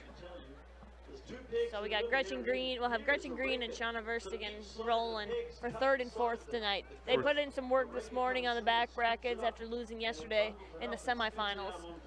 And someone was explaining to me that they have known each other because Shauna has been competing in this discipline, boom running and log rolling, for an extended period of time. Taught Gretchen, who is now an adult human being, who is competing for 3rd and 4th against her mentor, little Luke and Yoda, if you will. Great showdown coming up here for these ladies. The 3rd and 4th place women's log rolling. Ladies log rolling presented by Timberworks Lumberjack shows. So much like the brother match before, do you think Shauna has really shown her all the secrets? If you've known someone for 20 years or longer. So back in 2013, Gretchen actually rolled Shauna for the title. And so Shauna won the world title in 2012, Gretchen in 2013. So student, beach teacher, now we're going to see back a few years later where we're at. 8 years later, which is to me a great commentary about the sport. Tight field. Some people continuing to be. Shauna Martin, I think, Shauna Verstegen, I think about being a consistent competitor, a name and a face you always see. She took a little break with her sons, but has been coaching, teaching, supporting this at the highest level for a long time. Yes. Gretchen Green has been competing a long time and then took some time away from the sport. You know about that, folks. It's a family sport. That's what happens out here. Folks, we're going to throw it over to Sam Fenton to say a few words at the So, log rolling and we boom are running. about to get this third and fourth place match Recognize underway. The main man on the dock So over when you here, know some- Todd Williamson, he couldn't give me an exact amount of years that he's been here, but it was this his father's position 61 years ago when they started out here was doing exactly what Todd's doing today. So let's all give Todd a big yo-ho! Yo-ho! Thank you, Todd. Speaking of the father-son tradition of the volunteers working in support of this event, for the athletes that you see on the stage, there's another at least 10 times that many volunteers and event crew working to keep the wood moving, to keep everyone safe and accounted for, to upkeep the grounds and keep things running smoothly so that we can bring you 3 full days of Lumberjack World Championships. For all of our volunteers. Thank you very much. Yes, without the volunteers of this event and the spectators, it's not quite LWC in its full. You never hear from, but we do because we have our earplugs in. Up in the booth, our competition director. Please put your hands together for Mr. Roger Berger. Giving a shout out to the guys upstairs right now, Roger Berger, Eric Mackey, behind the scenes, keeping everything in the show flowing smooth. Yep, making sure everything is going on the clock and making sure that everybody has got an equal chance to win a world championship. Double checking Literally those times and everything like that, so. Literally leveling the playing field. We are going to be moving to the chopping sawing dock, the Jack and Jill sawing, two-handed sawing or double sawing. There is an athlete on both ends. Starting first with Jason Lentz and Aaron Lavoie. Second stage in one of the, they put down some of the most impressive cuts coming in here, Kate Witkowski and Matt Koger. Dave Jewett, Lindsey Down on stand 3. Tracy Henning, Mark Boquin coming to us from the northeast on stand 4. An expectant couple, Matt Slingerland and Cassie Ferrero on stand 5. And on station 6, Nancy Zaleski and Mike Sullivan. Nancy and Mike have been previous champions of this event. Dave and Lindsay have won, Dave and Lindsay last lost in 11 to Mike and Nancy. Record in this event, Dave and Lindsay hold it at 6.00 seconds. Look at stands 2 and 3. 3, 2, 1, go. 20 inches of white 20 pine. inches of sawing wood. The saws are buried. Aaron and Jason are putting the deep work. in. Dave and Lindsay on stand 3, stand 1. I think that Jason and Aaron got it. Jason's making the same face. Another very, very Dave also has a I did it face and has an Look uncanny. at the replay on this one. We got the replay. Can't quite see stand 1 on that one. Tossing that cookie on the deck. Lindsay and Dave also two of the biggest smiling and competing athletes for good energy. Waiting for this official time here. We are going to go to video again. Back to you, Sam. Thank you, Eric. We're ready to get our first women's match out for third and fourth place at tonight's Oh, dang. competition on the red dot. We have both from Madison, Wisconsin. First of all, Going to the video. Shauna Verstigan. There it is. Give her a hand. Wow. She was Shauna Martin for a really long Going to the video timing again in the sawing discipline. We'll wait for the final results and award the world championship. We are going to go live with a third and fourth ladies log rolling event. Gretchen Green versus Shauna Verstigan. Gretchen there. Go ahead. Gretchen to your left. Both athletes wearing black shorts. Gretchen to your left with the pink striped shoes. Shauna to the right with a white and grayish cleats on. See that log bobbing already, getting set. Gretchen involved in a lengthy match yesterday. Very, probably about I would say like anywhere from like 12 to 13, 14 minutes. It was getting up there. Total time spent on the log. Something like that is not typically seen in log rolling. That was a long marathon match. That was yesterday. a marathon instead of a bunch of 100-meter sprints. That was literally a marathon in terms of duration. So great work great work from them. That match was long enough that I needed to take a break. I got tired. So kind of cautious rolling it looks like here.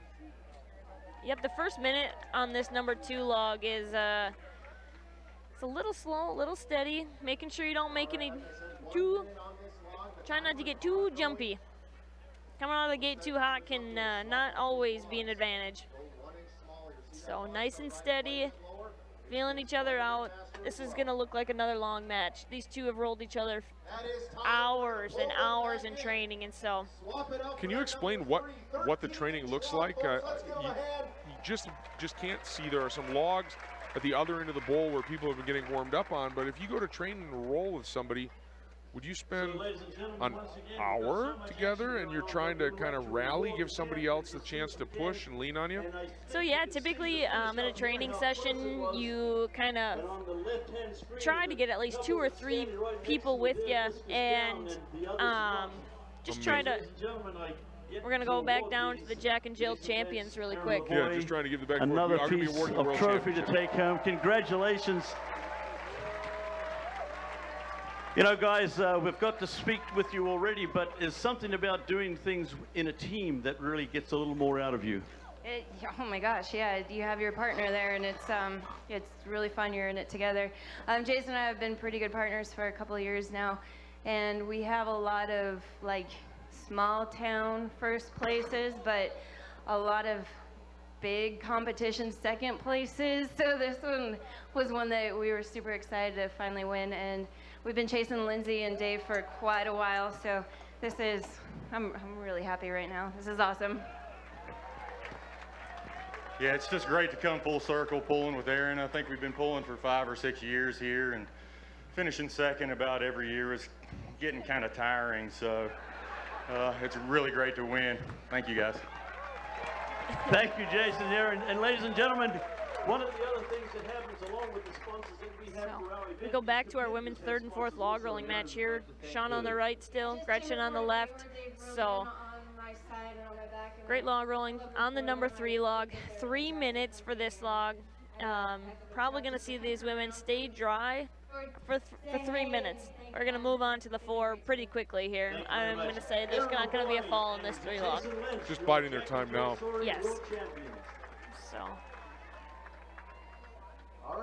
Yeah. So like we were saying earlier, a training session can last anywhere from an hour and a half to 2 hours. That's typically what it is.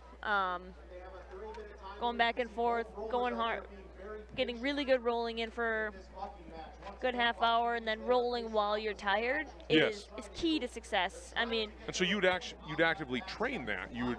Correct. Yeah. You train, and then you go another half hour past that, because if you don't ever reach that threshold and go past it, you're never going to be ready for competition, because you can train for it all you want, but if you're not training competition style, you will wear out, you'll burn out, you won't make it through a long match like we saw Gretchen in yesterday. So log is slowly passing across the lumberjack bowl based on the rotation back and forth. It doesn't necessarily spin the same. Athletes don't choose to spin it in the same direction for the same amount of time. A little bit of current. Maybe the muskies are getting a little bit more active here. It's cooling off. Snapping turtles. Snapping turtles. Keeping everybody on their toes. So. What's the rule of thumb if the log gets too close to the boom or the dock? Because it looks like we're kind of headed towards the boom right now. Typically, once a log gets within one height of one person of the nearest object, timers and judges usually call that as safety measures, so that if they were to throw themselves or get off the end of that log awkwardly, they don't get hurt. Safety is important in this sport, and so judges are really making sure of that. They're probably 10, 15 feet away from that red dock right now, floating out there. And on cue, they've started to steer the log back towards the dock. Yes. And I do not believe they can hear me, but that was a good bit of strategy. Time has been called.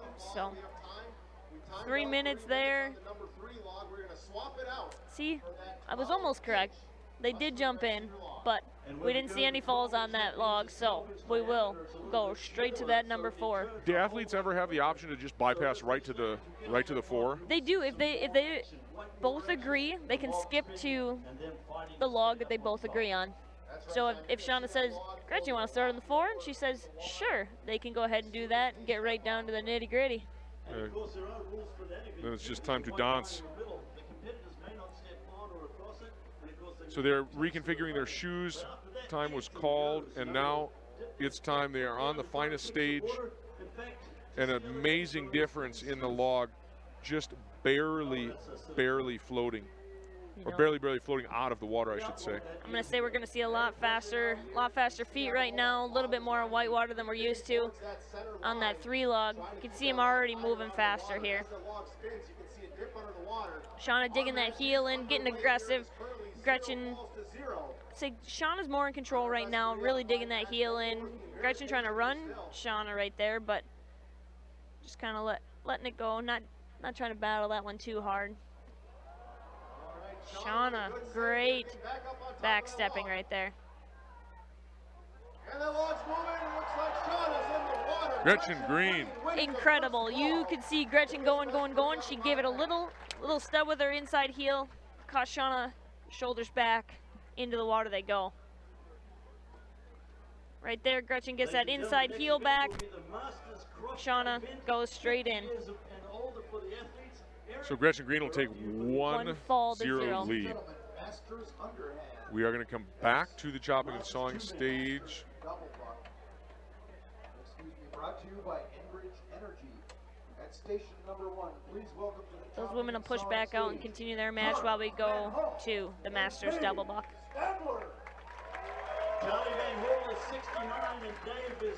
This is going to be another handicap discipline just like the underhand, again based on age and previous performance. We are going to see 81-year-old Dave Stadler sawing with Charles Van Hall on stand 1. Stand 2, Dave Engasser and Warwick Hallett are going to be starting on 7. One athlete in their 50s, Warwick 64 years old. Station number 3, Nancy Zaleski and Dave Jewett. 2 athletes you saw sawing previously with different athletes. You notice this is the Masters double buck. It has nothing to do with Jack and Jill or Jill and Jill as you've seen previously. These guys will also start on 7, but no, you cannot start on go, Nancy. On stand 5, we've got Mel Lentz and Derek Pouchnick. Derek Pouchnick and Mel Lentz. And on the far stand, we've got Mike Slingerland, Mike Sullivan.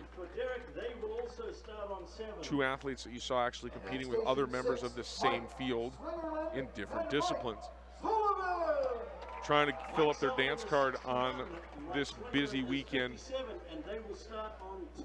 They're going to start on 10. 20-inch log is suspended for each contestant. The blocks are cut from the same tree and then spun to a common diameter. Again, the go cadence will only clear Charles and Dave. Judges and time is ready. Next teams will go on 7, and finally our back mark will go on 10. 2, 1, go. 1. Dave and Charles are off. They're getting about, I would say, just above halfway through. Now we're off at 7. Dave and Charles are into the short wood. Wow, stand 5. Derek and Melvin.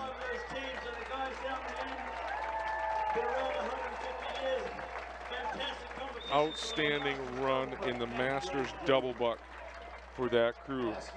Dave and Charles Van Hall, defending champions. Derek and Melvin, great cadence, and you saw as soon as they heard go, that saw just started dropping.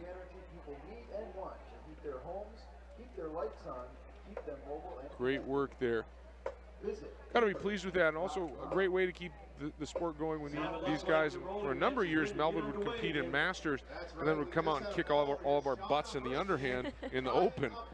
That was never particularly encouraging go. to watch him clean up in the Masters and in the Open. We did have another fall while the Masters two-hand sawing was going, and so we are now even at a fall apiece. Got Shauna on the right still, Gretchen on the left. Really putting in the work for this 3rd and 4th place match. And again, you can't cross that center line. Any foot that touches that is a fall against you. And so try not to touch that at any point. Why would an athlete want to work close to that line if the risk there? You know, that right there, you can see just left of Shauna's foot that it's a nice smooth area. Higher buoyancy in the middle right there, trying to push your opponent out towards the end, get their feet in the water, trying to use the log against your opponent. Got it.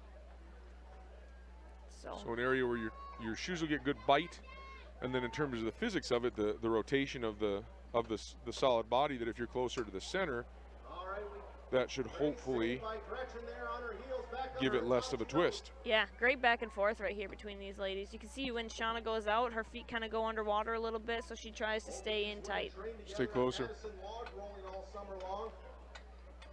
Yeah. I like the history between them. Most sports, or a lot of sports, you can have a career is over before it begins, it feels like, and to be around long enough to see the people that you started coaching come up through the amateur and in the professional ranks, what an honor and privilege that must be. Yes. I have a few girls that are in the pro division right now that I taught when they were just little bitty people. Little bitty guys. So it's really encouraging to see them stick with it here in Hayward and really grow the sport and start teaching the younger generations. So Shauna got back a little bit there, tucked it back down. Gretchen's kind of pulling her around a little bit. Shauna very strong, Gretchen very strong as well. I would say both these are very similar in size, very similar. It feels like in style they're both trying to be a little bit in control, a little bit more powerful. Yep. Shauna, a TRX trainer, so every day working out, doing things like that. Gretchen, a very good distance runner. She just moved to Chicago, and she's starting medical school now. Holy cow. So she moved back from DC. I got that update last night. Back in Chicago, near Madison for the summer. So disappearing. Holy cow. Almost hung on there for that second fall. Almost snuck that foot out to get on there. Good work. Shauna digging in right there. Shauna Verstegen up 2-1 in our 3rd-4 match. We are going to come back to the chopping and sawing dock for the world title award in the Masters. Digs in right there and just pulls Gretchen back down. Awesome. These guys and two very worthy recipients. Derek Pautznick, let me give you this first, my friend, and Mel Lentz. We've been doing this for a long time, guys, and this is your first team up in this event here, and it's a great win. Yes, it is. Thanks, John. You know, it's pretty, Derek got a hold of me here a while back, and he said, Melvin, he said, I need a partner for Hayward, so, for the Master. So I said, okay, Derek. So it was great to saw with him. You know, my family comes so far back in the sport here at Hayward, clear back to 1960, and seeing the wins that I've had here, my father's wins that he had, and also my son today. It's a very special day to me. You know, John, the reason that I had to call him to ask for a partner is because I asked my dad first, and he had won it the year before, and he was sawing with Charlie Van Hall, and he was getting free entry fees. And he said, no, I'm going to saw with Charles. Hey, thanks everybody for coming out. This is a great show. Thank you, guys. Derek Pautznick and Melvin Lynch, your Big Fun Double Buck Masters champions. Well done, guys. We go back to the women's log rolling here on the red docks. Shauna and Gretchen. I think we're still at 2-1. Shauna up over Gretchen. See if Gretchen can tie it up here with this fourth fall of the match. Really concentrating on each other's feet, really trying to figure out what your opponent's going to do next. Are they going to give it a kick? Can you account for that? Are they misstepping? They get their feet stuck where the inside foot's forward and that outside foot's back. taking advantage of situations like that.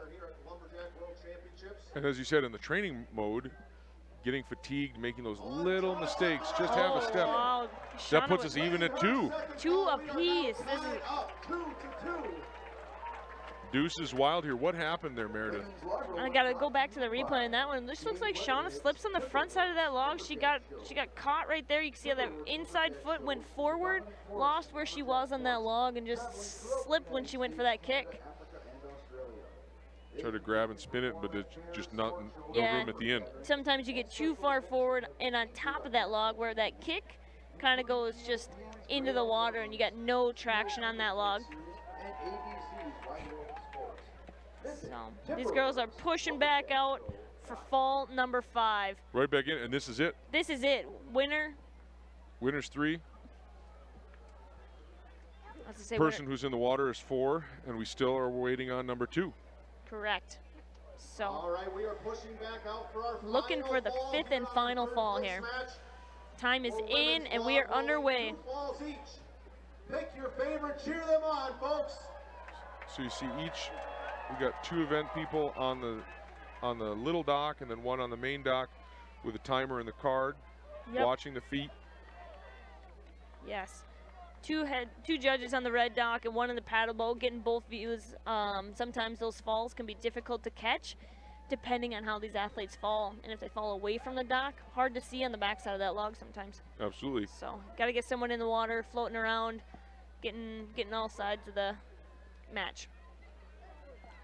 I live in Colorado. Normally watching the people when they're doing X Games tricks, the person who skis behind to get the perfect video, that's got to be an amazing job. Getting it from all angles, making sure that everyone has a fair shake to confirm the victor. Yes. At what point do you start talking trash? That's right, folks. I would just give him a boot of water to the face. Just kick some water in.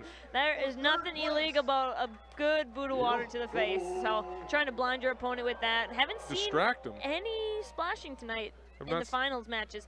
Sometimes people getting a little jumpy there. Shauna with White water. getting something going, at least trying to. So Trying to get it kick started, but mostly just a little back and forth. really working each other. Shauna with a good little kick there. See, she got her inside foot down, followed it up with that outside foot. On the back step there, but gathers. You can see Shauna's arms are waving, but they're really controlled waves. They're not out of control. When you see shoulders starting to turn up towards the sky, that's when you know people are out of control. So these women are still very much in control here. Shauna digging in, Gretchen fighting for it. Gretchen looking strong. Shauna trying to run Gretchen right in. Gretchen not having it. Fast enough. Good strategy to start the running when people are getting a little tired.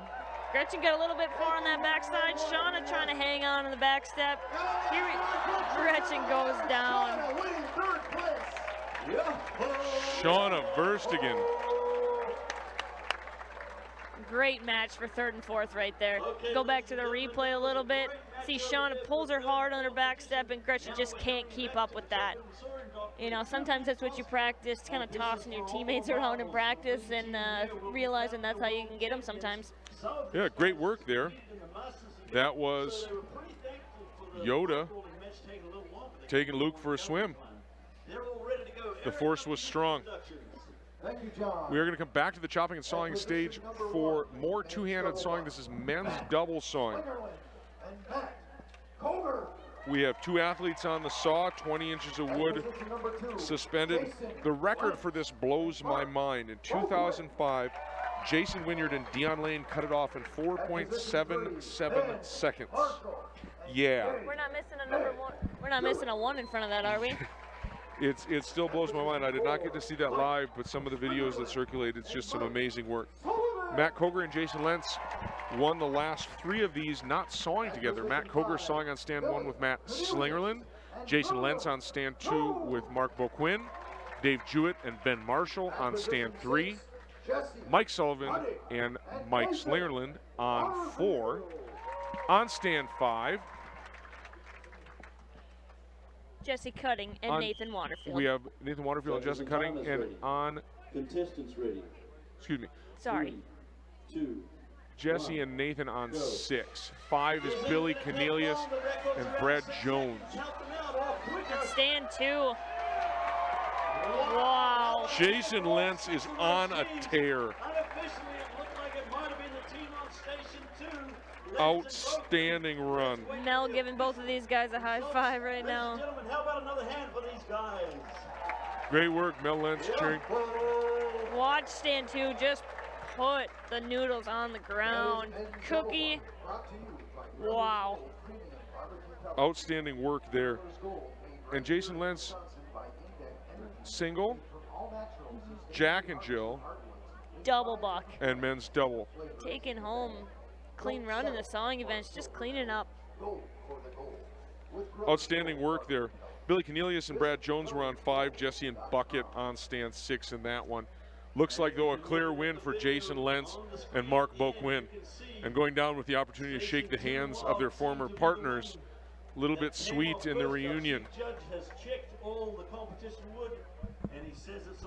So, after 3 years at the top, Matt and Jason broke up their partnership sawing at Hayward, and Jason will stack another title. And we're going to award one more world championship. Sawing time of 6.18. 6.18. This is the very first time for Mark Boatman competing here. Jason's going to have to check another bag if he's flying home. And Jason Lentz, congratulations to you again. I never get tired of this. Mark, fantastic cut. You've performed extremely well in a lot of disciplines this weekend, but you've teamed up with one of the best in the world in this event. I know, and the audience know, it takes 2 to tango. You guys had to put it together. Yeah, we've been practicing for a while now, and I love sawing, and I was lucky to get a good partner, and there's a lot of great competitors out here, and I'm just so thankful we got a good cut together. So. Well, congratulations. And Jason, I know you've got some extra fine words because he has been a great teammate to you, you to him, and this is just the icing on the cake. Yeah, it's a real pleasure to pull with Mark. We actually teamed up there last year during COVID and did some training together, and it worked out pretty good, and it worked out here today. It certainly worked out very well. Mark Boquin and Jason Lentz, your double-back world champions. Now, ladies and gentlemen, direct your attention back to the Gotta be good for Jason's chances to get into the all-around points, which we'll award at the conclusion. We're gonna go back for the world title race in the 90-foot speed climb. One more time this evening to figure out who will be our world champion 90-foot speed climber. All the way to the top of that pole, touching at least 3 times, one every 30 feet. The pole on the right, we've got Caleb Graves. Pole on the left. Andrew Jensen, green pad down there. Thomas helping him as a second. Those guys start on the firm piece of plywood so they can get a good push off on that first start. Caleb Graves, defending champion, and just won the 60. See if he can go 2 for 2 tonight. Get the sweep. Once again, racing Caleb for that title, Andrew Jensen. Friends, traveling companions, and again in the finals of the climbing disciplines. They're going to be going all the way up to the top, passing that line, and then coming all the way back down. Time does not stop until they are back on the pad. 2, 1, go. And they're off, folks. Andrew with a little slip. Caleb opening up a lead. Quick work of this 60 feet. Slips right there at the 60. Last 30 for him. Looking quicker as he's going up. Yeah, he's gaining speed, which blows my mind. Big fall Bales from Caleb here. Oof, that's absolutely flying back down. It's going to take a second. Andrew right behind Except some of those slivers in the side. Amazing work. That's great on the replay. Even after the slip, Caleb Graves starts picking up speed. Andrew Jensen. Big fall from the top there. Huge bail. And these in the open class climb, the spike being forward on the foot allows them to do that. More dexterous or more coordination, like kicking or striking a soccer ball. Get that tap on the pole. Yes. still is terrifying to me. And we are a comfortable distance away from those 90-foot poles. Caleb doesn't usually come down like that on a No. hip slide, and so for him not to be prepared for that, he's probably got a few more stitches than he bargained for tonight. Yeah, amazing work. So, ladies and gentlemen, you've seen Got the such last amazing couple events flips. like the speed climbing there and all the chopping and soaring, the log roll and the boom running. Well, at the end of the evening, And then just bails. So all you're holding on to that pole with is your rope. And then at the last second, trying to get his feet out away from him, keep those spikes that helped him climb the pole out of his soft, like out of his legs and, yeah, out of himself. Just safe. Crazy work, crazy work. We've got just three more events. We've got men's underhand, we've got ladies log rolling championship, and then we do have the team relay. Men's boom running, we got to slip in there and too. we got the men's boom. So we have a cornucopia of opportunity as we finish up. You will not be disappointed when you see this race. All these Going to the men's underhand, mimicking, if you can see the wood chips that they are about to generate in the men's underhand, if this is how you cut logs to length in the woods or in the forest, lots of waste on the ground. If you look at the back of the stage, the very fine, almost fettuccine that comes out of the log when it's cut with a saw, much more efficient, much less wasted timber. We are going to give Caleb his world 90-foot championship. speed climbing world champion. Take it away, Sam. That's right, for the second year in a row, winning both the 60-foot and the 90-foot speed climb. Let's give Caleb Graves a big round of applause. Yeah. Now, Caleb, like I mentioned before you climb, you train with Andrew all summer long. You guys are working together, doing lumberjack shows. How does it feel to climb like with him with a stage like this? It's one of the best feelings I've ever had in a sport. Yeah, he's always pushing me. He taught me a lot about how to climb, and I wouldn't be here without him. So props to him. Thank you, Andrew. I love you, man. Awesome. Well, thank you, Caleb. Congratulations again. Let's give him one final round of applause. Caleb Graves working hard, getting the double on the climbs, the 60 and the 90. All the qualifying rounds, he has been covering some miles. And now he gets to change his shoes for our next event over here, which is going to be our boom run. So we are going to come back to, not yet to the chopping and sawing, we're going to come back to the boom run with the men's boom. We've got a field of 4. So in a case where Caleb's done all of those climbs, Charlie Fenton, the defending champion, and the record held here, 12.266. He's going to give it his go. Now remember, these logs, round shaped like that, even when they're on a flat surface on the grass, if you're standing on them and they're You can see these logs are a little bit dried out since the women have run, so it'll be another good visual to see how light these guys are on their feet. Light on their feet, but still trying to generate power and go fast. It's a very interesting, around here if you're out ice fishing and you're going between your shanty and your truck or whatever it is, it's kind of hard to run fast because it's slippery, and these are not exactly slippery, but they want to move and fight you. And so short steps, good pushes, and care in your movement keeps you propelled forward. The record of 12.266 to get across the bowl and back. This is another event that just because the athlete wins the heat, that does not tell us the outcome until all 4 athletes have run both booms tonight. we do the boom run. How did this event come about? Well, the booms are actually still used today, John. What they do is Meredith, why is it that we do the boom run here in the Lumberjack Bowl at the World Championships? So when the loggers float their logs down the river, they use these booms to keep the entire batch of logs together so that they don't lose any product and float it downstream. They want to bring as many of that cut harvest all the way to the mill. So they keep everything together, and so someone would have to run around the edges and make sure the boom didn't get stuck, make sure that nothing broke free, and may even have to patch the boom up if there was a breach. Yep, make sure all those choker cables are good on there, make sure everything's tied together. what you would have is you would have runners that ran the boom. Also, the sun is starting to get a little low in the sky. It has been a beautiful weekend here at Lumberjack World Championship. A little bit, I would say, almost cool temperatures today. I could use a long sleeve. I forgot one yesterday and I forgot to grab one today, but you know, you just such an enjoyable day here at the bowl. Yep. That's right. Closing in on the final countdown. Guys, including Caleb, who was just 90 feet in the air, ready to run. We got go ahead. We got Charlie Fenton and Will Heschler coming out here for the first heat of the men's world championship boom run heats. So each get a chance to run each boom. Charlie starting on our left, Will on our right. 4 world titles apiece for these gentlemen. Charlie marking off the distance from the edge of the stage that he wants to start. Heschler. And he is running against on the blue boom, also a 4-time world champion in this Another 4 for Charlie Fenton.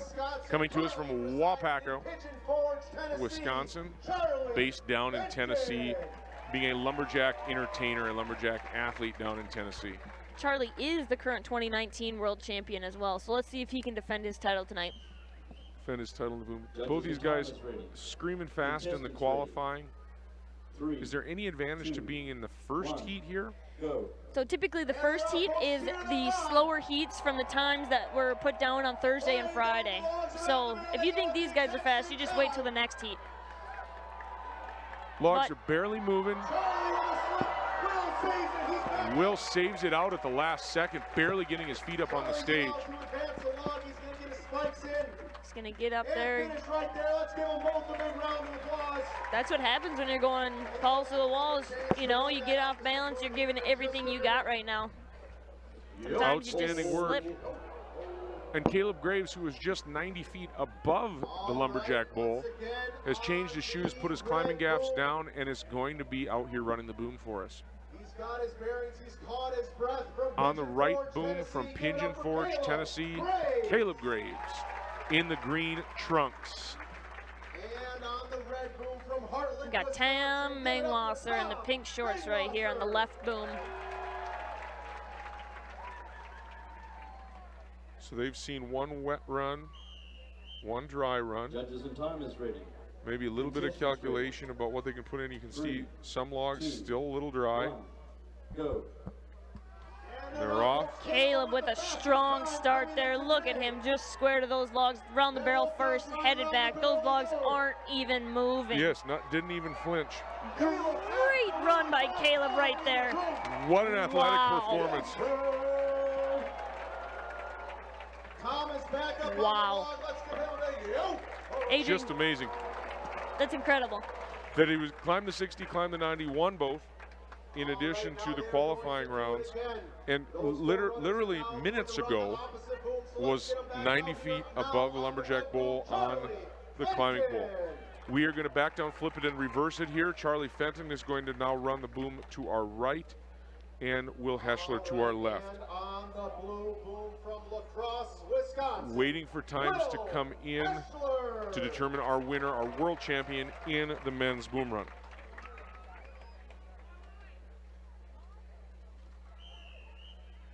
Judges and time is ready.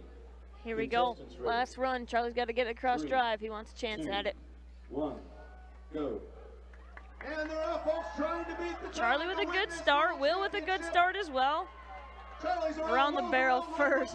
Cheer them on, make some noise. Charlie squaring back up, really driving in on these last few logs. And, no. So that run will not count since he did not. A big round of applause. Amazing effort at the end.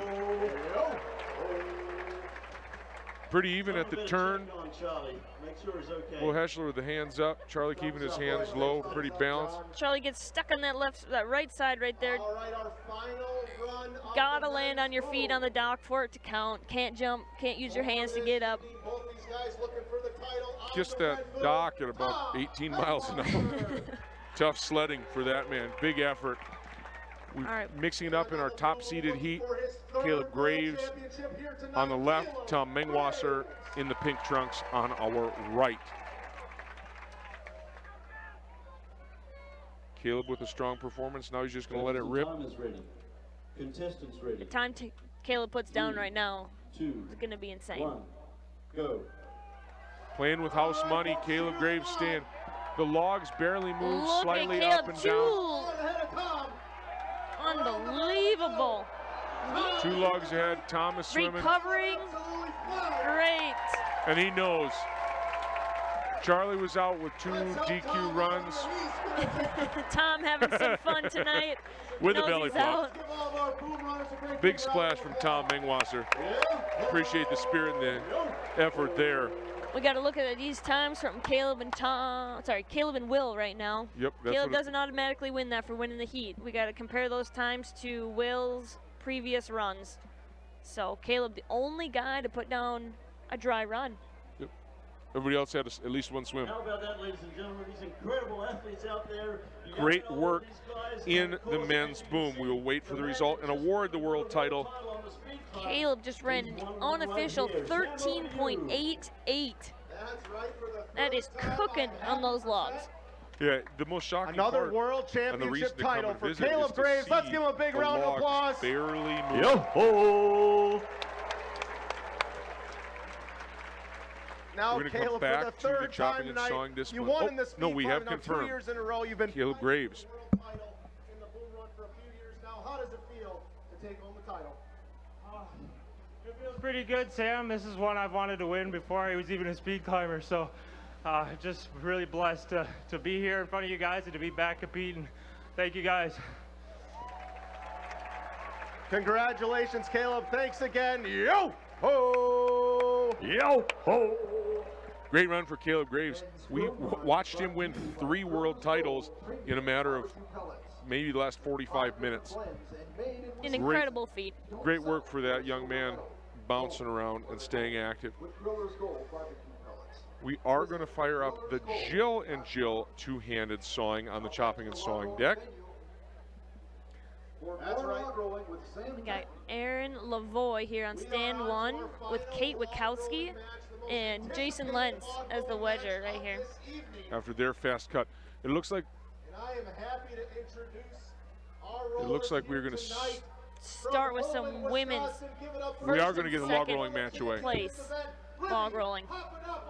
So the- 2-time back-to-back world champion Livy Papadopoulos right here on the left. Defending world champion. Defending, yes. From Hudson, Wisconsin, a world champion. Ellie Davenport from Hudson, Wisconsin. Champion in 2016, Ellie Davenport.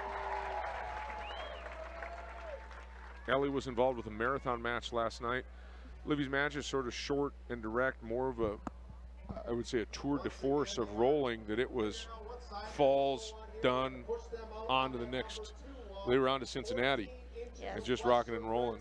Girls cleaning off some weeds, making sure they don't get tied up on anything. I was saying, this is an anticipated match. These women have been going back and forth all Talking to Livy a little bit before the event, talked about how tight this field is.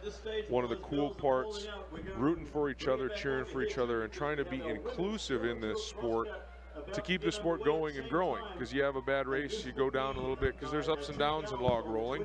Some days you're the bug, and some days you're the windshield, right? So Yeah. lots of good energy and good mindset in terms of how that grows and keeps the sport going. We are going to have that going in the background, so we're going to return to the chopping and sawing stage for Jill and Jill sawing. First stand is Aaron Lavoie and Kate Witkowski.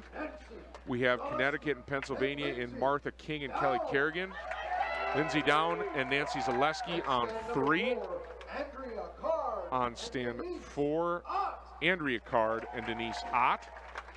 On stand 5, we have Alex Miller and Hannah Quigley. And on stand 6, we have Sarah Golnick and Laura Helmick, 2 very active athletes in the Midwest, climbing up through the collegiate ranks and sawing together here. I'm keeping my eye on stands 1 and 2. Contestants ready. with Kate and Aaron being, to me, the big favorite in this 20-inch cut. I'm excited to see what Nancy and Lindsay can do on this as well. Stand 3, 1, 2, and 3, putting down some good starts right here.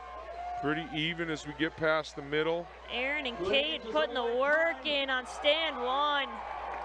Nancy and Lindsay on stand 3, coming off with Andrea and Denise on stand 4. Looks like Kate and Aaron with the W.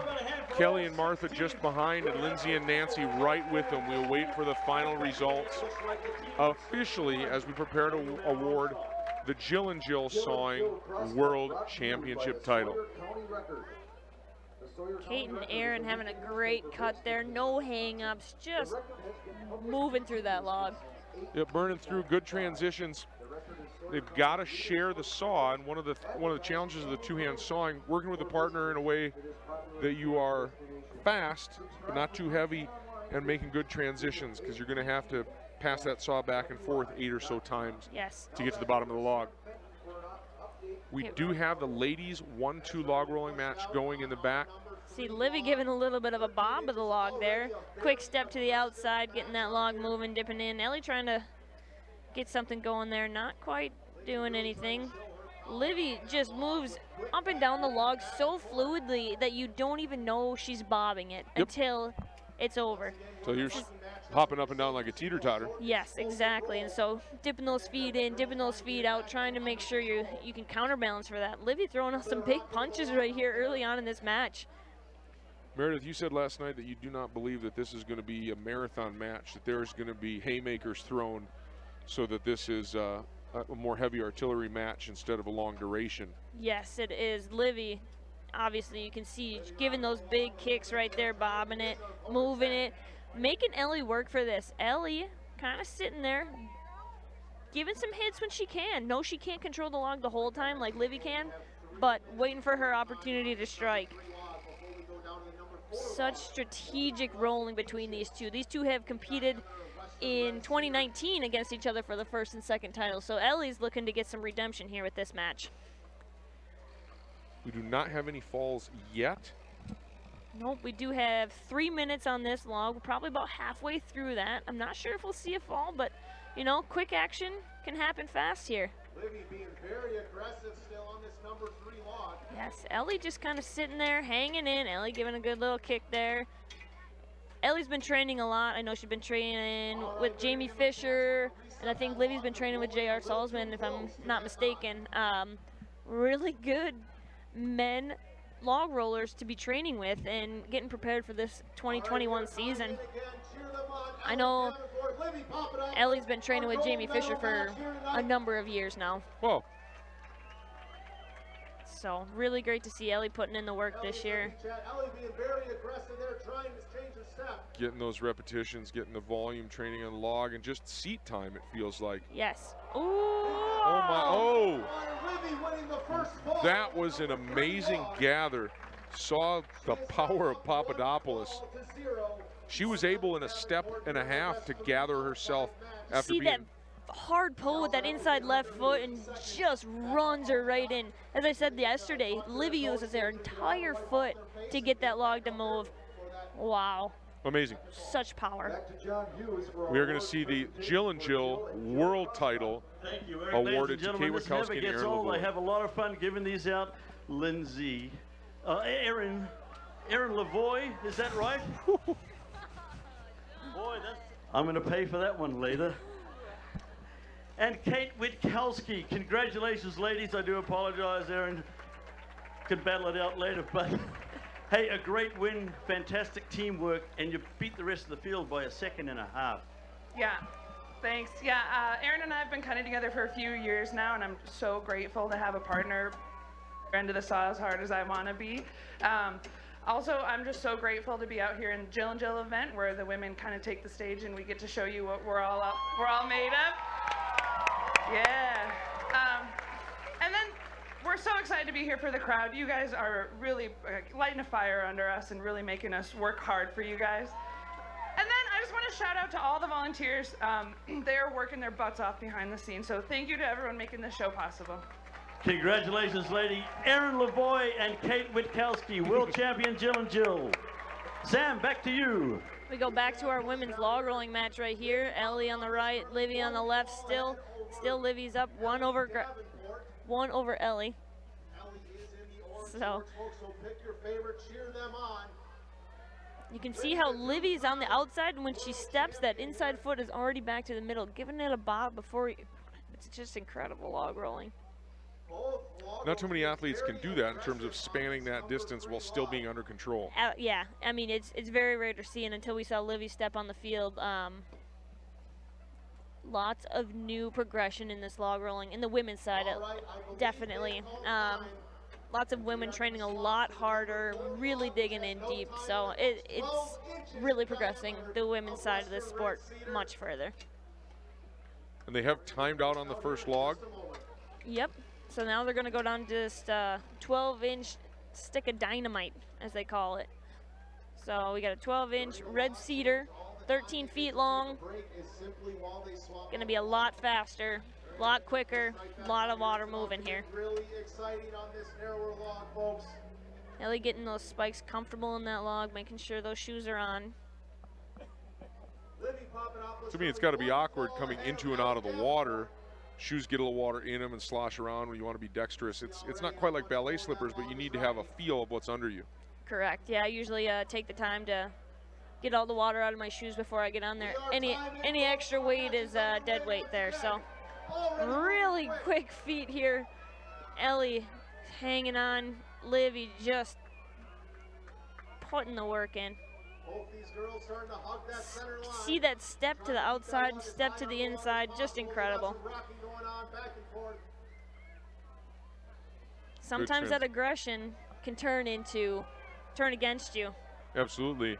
Ellie recovery right there, was up on her toes, got back down, rocking this log back and forth. Very, very good match right here. Of the match, she is now 2 Pleased there. Very pleased. See those big stomps, big pulls down on the backside of that log. Wow. That was the most out of sorts Livia's looked this weekend. In that fall, there was some arm swing and. Yeah, earlier this season, Ellie was up 2 falls on her, but Livy battled back and took that match 3 straight earlier in the season. So these girls are very familiar in this first and second place match throughout the whole season. Great work. They've been going after each other, and great deal of excitement here with a world championship on the line. Much different style than what we saw earlier. Yes. Much more aggressive, and you can see it in Livy's stance. That inside foot is down and out, where that top foot is kind of up and around the top of that log. Very aggressive compared to a more neutral stance where your feet are side by side. Even or side by side. Understood. These girls are getting after it before they even let go of these poles. So we got to get timing called before anything's legal. So let's see if Ellie can get fall number 1 on Livy and see if Livy can take this match 3 straight. Very exciting log rolling going on right now. Livy working very close to the center line. Livy, that is usually where she stands, trying to push her opponents out to the other end of that log. Wow. Quick whitewater action. Ellie giving her a couple kicks. Livy with the bob. Ellie got those arms. Wow, great recovery there. Wow. Ellie growing up with scoliosis and using it to her advantage sometimes. It's incredible. Livy, 3 straight falls there. With a sweep. The three-peat. Well done, Livy Papadopoulos. Great log rolling by these two. Livy took it 3 straight, but Ellie was not backing down by any means. They talked about the underhand. They had to do this to get them into manageable lengths and down the rivers. Well done. We will see Livy be awarded her championship shortly. We're coming back to the chopping and sawing stage for the men's underhand chopping discipline. Athletes have a 14-inch log. They're going to cut through halfway on the front, approximately halfway on the back until the log is severed. On stand 1, Matthew Slingerland. On stand number 2, Matthew Koger. Matt nicked up his hand in the springboard. It'll be interesting to see if he can still comfortably chop. Cassidy Shear, winner of the springboard chop earlier. That's time number 4 from Walpole, New Hampshire. Cass's 5th event of the night. Yeah, he has been busy. Trevor Beaudry from New Hampshire normally trains in a dairy barn. Nate Hodges from California coming to us on 5, the contractor and entrepreneur. And sawing extraordinaire this evening, Jason Lentz will be cutting the underhand on stand 6. I'm watching stands 1 and 2 down here. Judges and timers rating. Matt and Matt show after Matt made such a good showing in the standing block. Go. Oh, hit those blocks directly at the same time. Interlocked together as a axe stuck a little bit. Matt Koger on stand 2 with the turn. Putting off big chips on the backside. That is a great piece of wood. Going for the drive right here on stand 2. Well done. Trevor doing Look good work. at that. He bested the field by 3 to 5 seconds there. Well done, Matt Koger. Off in the neighborhood of the 20s. The record in this event held by Jason Wynyard, 15.94, which is inconceivable and almost improbable, it seems. Nate Hodges has opened up some sort of a box of surprises in the middle of the log. No matter what great care is taken in producing these chopping blocks, they are still a tree grown in the wild, and you don't know what's in them until you get them cut. So it is the luck of the draw. He found stuff that didn't want to cut as evenly. Another cool point to point out earlier when they awarded the Jill and Jill Awards, Aaron has also won all of the sawing events in the female side. So Aaron and Jason sweeping. Yep, single-handedly. Sawing events. And I do not know exactly which saws they were running individually, but that's the sort of thing. If you have a saw that is running and that is happy for the two-handed events, that can be great if you got the team to pull it. And very often in the qualifying rounds, might run one saw on the first day, one saw on the second day, so you can try it, or if you guess right, or hopefully if you continue to guess right. We do have Livy Papadopoulos preparing to receive her World Championship for women's log rolling. Thank you, Eric. I am happy to announce that Livy Papadopoulos is our 61st Lumberjack World Champion, Women's Log Rolling Champion. Early on, Livy just... Now, folks, I do want to point out that in the last 3 years that Livy has been a professional, of all the matches that these girls have all summer long, Livy Papadopoulos has only lost one of those matches to Ellie Davenport. So, like I was saying, the most anticipated match of the night. Livy, how do you feel coming in under that pressure on a stage like this? Oh my goodness, there's absolutely no words. This year I've worked harder than I've ever worked. Having the year off just made me realize how much I love this sport. Just thank you to God and to my family and to my friends and Shane for being out on the dock with me and everyone I've been able to work with this year. It's just, I love this sport so much and it means the world to me, and it means the world to me to be back here. So thank you so much. Thank you, Livy. Let's give her one big yo-ho! She has had 3 chances to be a professional world champion, and she has converted all 3. Yes, she has, and dominated. Not just snuck by, but completely. Some strong work when come back the chopping and sawing for Matt Koger's championship. To give away the hardware, and it has been made official because this guy didn't cut any footholds and he had the right slabbing nails in. Mr. Matt Koger, the champion, men's world champion of the underhand. My friend, it's so much a pleasure for me to present this to you. This guy was the all-around title winner the last time we got to compete, and he was also the standing and underhand champion from that year of each discipline. And you've done an incredible job again this year, bud, and you've got a bit of a boo-boo on your finger there, I'll call it that. During the springboard event, he unfortunately cut to the bone on his index finger, but he ran down here, he saw our fantastic helpers, the medical staff that are on site. They took care of him, and he's got back here with a bit of tape on it and just keeps on going. How about it, Matt Koga? A great competition for you, a great event. Man, you flew through that log. It's such a wonderful event, you know, this group of competitors, and it's nothing like it. There's no real comparison, and it's just awesome to just have that wood there, just to smash through, and just like a clear victory. So like, it was, it's just awesome. It's awesome. So as you heard him say about that piece of wood and how good it was, all these blocks came out of the same tree. So technically they should all be about the same, but you can see he clearly won that event by a long shot. Just a testament to his ability over his competitors. Well done, my friend. Matt Koga, underhand world champion once again. Matt Koger, champion in the underhand, presented by Brett Carlson, MD.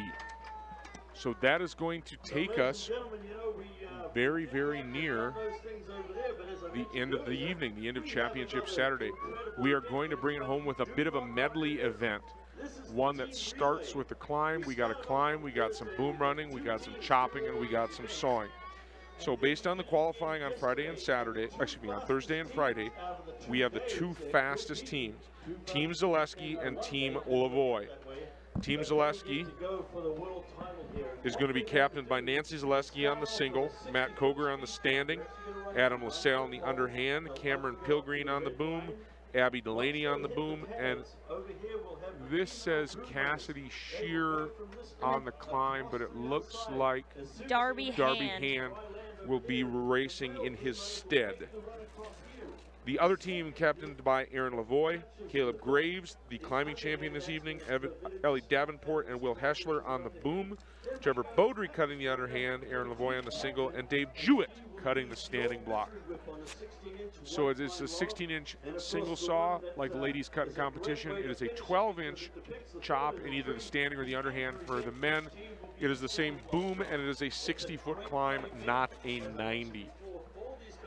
Final preparations are being made, getting the blocks secured and working on transitions, because the winner of this discipline gets a title as well, gets a world title as well. The relay race is presented by Dinty Moore. We also are starting to get a little bit late in the night. It's not dark yet. No, but typically on Saturday we usually we go pretty late into the night giving all the awards out, and I think the last 2 days we were chipping right along, so really taking our time showcasing all these athletes tonight. Given the chance to race for each other, that part of it, you heard a little talk in the awards for the double hand sawing disciplines. It's the chance to not just win for yourself, but to win for the other people, to show well for the other people. Because you know that the other professionals on the next discipline or on the discipline before you are giving it everything they've got. You maybe find a different gear or another gear. Maybe it's like that NOS button to keep you racing even faster, giving you some extra horsepower. So Meredith, what has stood out to you so far as we prepare for the relay and ultimately the wrap-up of the 61st Annual Lumberjack World Championships? You know, I just think the women's log rolling match we just saw was so powerful and just such a statement to how far the sport has come. All of these athletes putting in great work tonight. Caleb, 3 championship titles coming out of tonight. Great to see. Putting in a lot of work. He's back on the 60-foot climb for this relay. You know, it's just unbelievable. You see people like Jason and Aaron putting down, being dominant in all the sawing events that they're a part of tonight. So great work from them. Yes. I would say, especially on the climbing disciplines, not that you can buy a world championship with gear in any of these events, but particularly with the climbing and the boom, it's just you. And preparation and balance and the stars aligning. You can't blame it on the luck of the draw. You can't point the finger at anybody but yourself. On the chopping and sawing disciplines, yeah, if you got a good tool and you got a good piece of wood, there's a lot of things to line up. But just impressed by, especially as you said, Caleb Graves, the heart and the commitment there. Well done by that young man. With that relay, it is my very great pleasure to introduce to you first to our chief competitions, Mr. DJ Aderman. This guy is instrumental in making sure everything works here. And DJ, Looks like we're going to go down to the Special stage with presenter DJ. to our overall world champions for the women's division, Aaron Lavoie, and to Jason Lentz for the men's division. DJ, take it away. All right. Well, Aaron, wow. I mean, you were going at it hard all last 3 days, and what a fantastic finish today. So congratulations. 2021 all-around champ.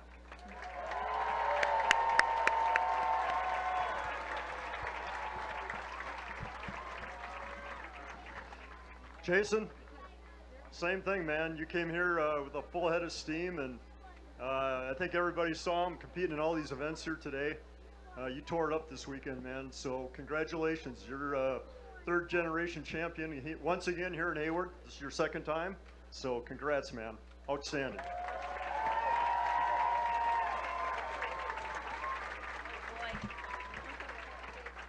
Oh yeah, just many thanks to a bunch of people.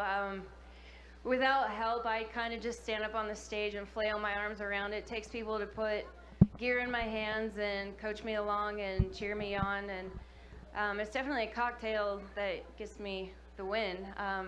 You know, the volunteers have been on top of things up here. They've been working their butts off all day. Thanks to them. The organizers, and you know, we don't look that great in our backyard, so it's cool to have a stage to stand on. And of course, COVID hit, and we haven't seen this many faces in a very long time. So thank you all for turning out. I really appreciate it. We do it for you. And of course, shout out to Timberford of Hayward too, because you've heard it before. They've been on my back, and I really appreciate them. But thank you all. First off, I want to thank LWC, the Berkey, and all you spectators out here. It really means a lot to all the competitors here to have a crowd like this supporting us. And yeah, it's a great honor to win the Tony Wise for the second time. I won it in 2018, and it's glad to be back. Appreciate it. Ladies and gentlemen, Aaron Lavoie and Mr. Jason Lentz, your world champion all-around competitors. The all-around title is an award named after the founder of the Lumberjack World Championships, Tony Wise. It's awarded each year to Lumberjack and Lumberjill who score the most points during Lumberjack World Championships. The key to winning the all-around title is endurance and the ability to compete in multiple events. Competitors receive points in all the events except axe throw. Points are calculated on the final day of the competition, and one Lumberjack and one Lumberjill is crowned the best of the best, the all-around Lumberjack Sports Competitor Champion. Matt Koger was the winner in 19, Jason Lentz won last in 18, and Aaron Lavoie has a bit of a streak going. She's won in 14, 16, 18, and no doubt was in line for 20, but we had to take a break until 2021. Great work by those folks, and as we've noted, balanced winning sawing, being in the finals in the chops, all over the Lumberjack Bowl. So that takes us to the final event of the evening, the team relay, where we've got a climb, a men's boom, a woman's boom, underhand, single, and standing to take us home. I'm picking Team Zaleski for this one. I really think with Matt's standing block earlier, a strong single bucker with Nancy, Abby, very strong boom runner as well. I think these guys have a pretty good shot at it. I am not a sprinter. I'm not much of a runner at all unless I am chased. But as I understand relays, you want the person who can really light the fuse to take up the slack at the end, and Matt Koger is that. Matt Koger in the standing should be good. Caleb Graves opening up a lead on Darby Hand. Caleb Graves, the current world champion in the... Once Caleb hits that pad, Ellie Davenport will be off on the women's boom run. Darby hits that pole, sliding all the way down. Abby's free to go. These girls are on their way. About half a boom lead at this point. The tag is made to Will Heschler. Abby's brother, Cameron, coming up strong. Cameron Pilgreen did make up some distance. Great LaSalle and Beaudry hitting the... Trevor got about a one swing head start.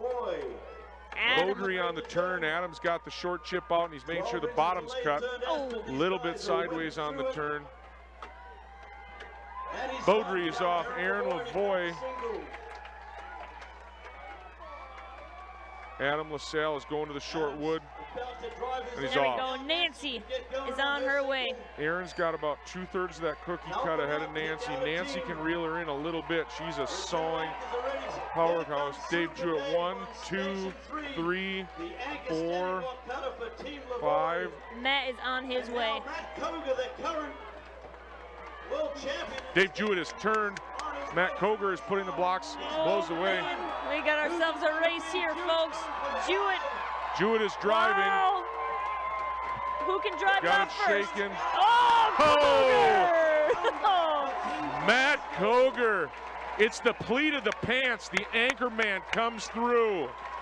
Jewett had a tough side on there. What an exciting finish. Great work in the relay by all of those athletes. The medley. That is how we tie up the end of Lumberjack 61st Annual What a World fitting in, Championships. as you said, to the 61st Annual Lumberjack World Championships. Great work in the second half of the show. A flurry of activity, a tight finish.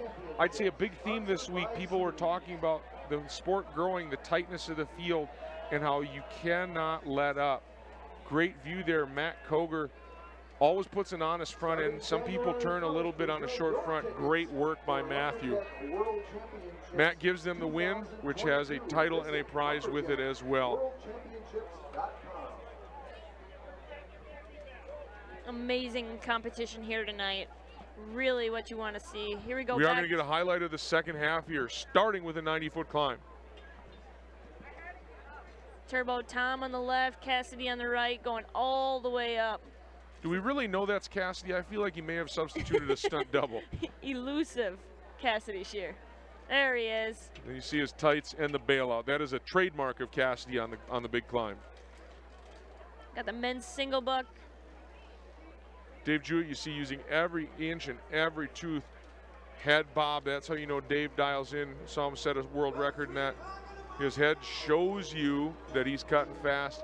Good run by those three gentlemen, Dave and Adam, off together. Jack and Jill sawing here. Ended up being a great run by Jason and Aaron. Yes. Tight run by Matt. This is our third and fourth log rolling match. Shauna Martin, Gretchen Green, Masters double buck sawing here. Good run by Mike and Mike, but ultimately it was Derek and Melvin getting the cut off. Little West Coast, East Coast connection. Back to our third, fourth log rolling match. Shauna trumps Gretchen, 3-2. Master jumping the teacher there. Jason Lentz showing sawing dominance. Caleb Graves putting in the work early on the 60-foot climb, His going second back up for the second 90-foot. of 3 world Yes. titles. Yes, incredible effort and showing by Caleb Graves tonight. That's what you want to see here. You see these athletes participate in multiple events across the night and be skilled and high level in all of them. Performing in the top tier in every single one. We got Will and Charlie, even heat, and then Charlie gets just a little bit to the edge of the log here. And I love you, Doc. Nice little hug, making sure it's still there, making sure it's sturdy. Caleb with another fast time. Just had to stay dry on this one. Making sure he puts down another And he knew fast heat. Yep, knew as soon as he got over there. The Jill and Jill sawing. The event here, ladies pairing up with the other ladies. Good run there. And ultimately, it was Kate and Aaron on stand 1. Aaron Lavoie making a strong stand in the sawing disciplines. Ellie and Livy going back and forth. Livy ultimately taking it 3-0. Big fall into the water for the three-peat. Matt Koger besting the field here in the underhand chop. With a nicked up finger, he took his axe very deeply to his finger, and then we're getting a peek at the relay. Caleb Graves gave his team a big lead off the top. Ellie passing it to Will, and they are, excuse me, Yeah, that's right. they Yes. were, giving a big lead and making the handoff to Aaron from the Trevor to Aaron, underhand to the single. Nancy and making then- up a little bit of time there. Yep, Nancy helped him reel it in, and then Matt Koger, Johnny on the spot to close it out. Adam LaSalle shouting words of encouragement, threatening to tell Paul that if he does not cut that log fast enough, that this will be over. That takes us through the end of the second half of Championship Saturday. Thank you for joining us with the ESPN3 broadcast of the 61st Annual Lumberjack World Championships from Hayward, Wisconsin.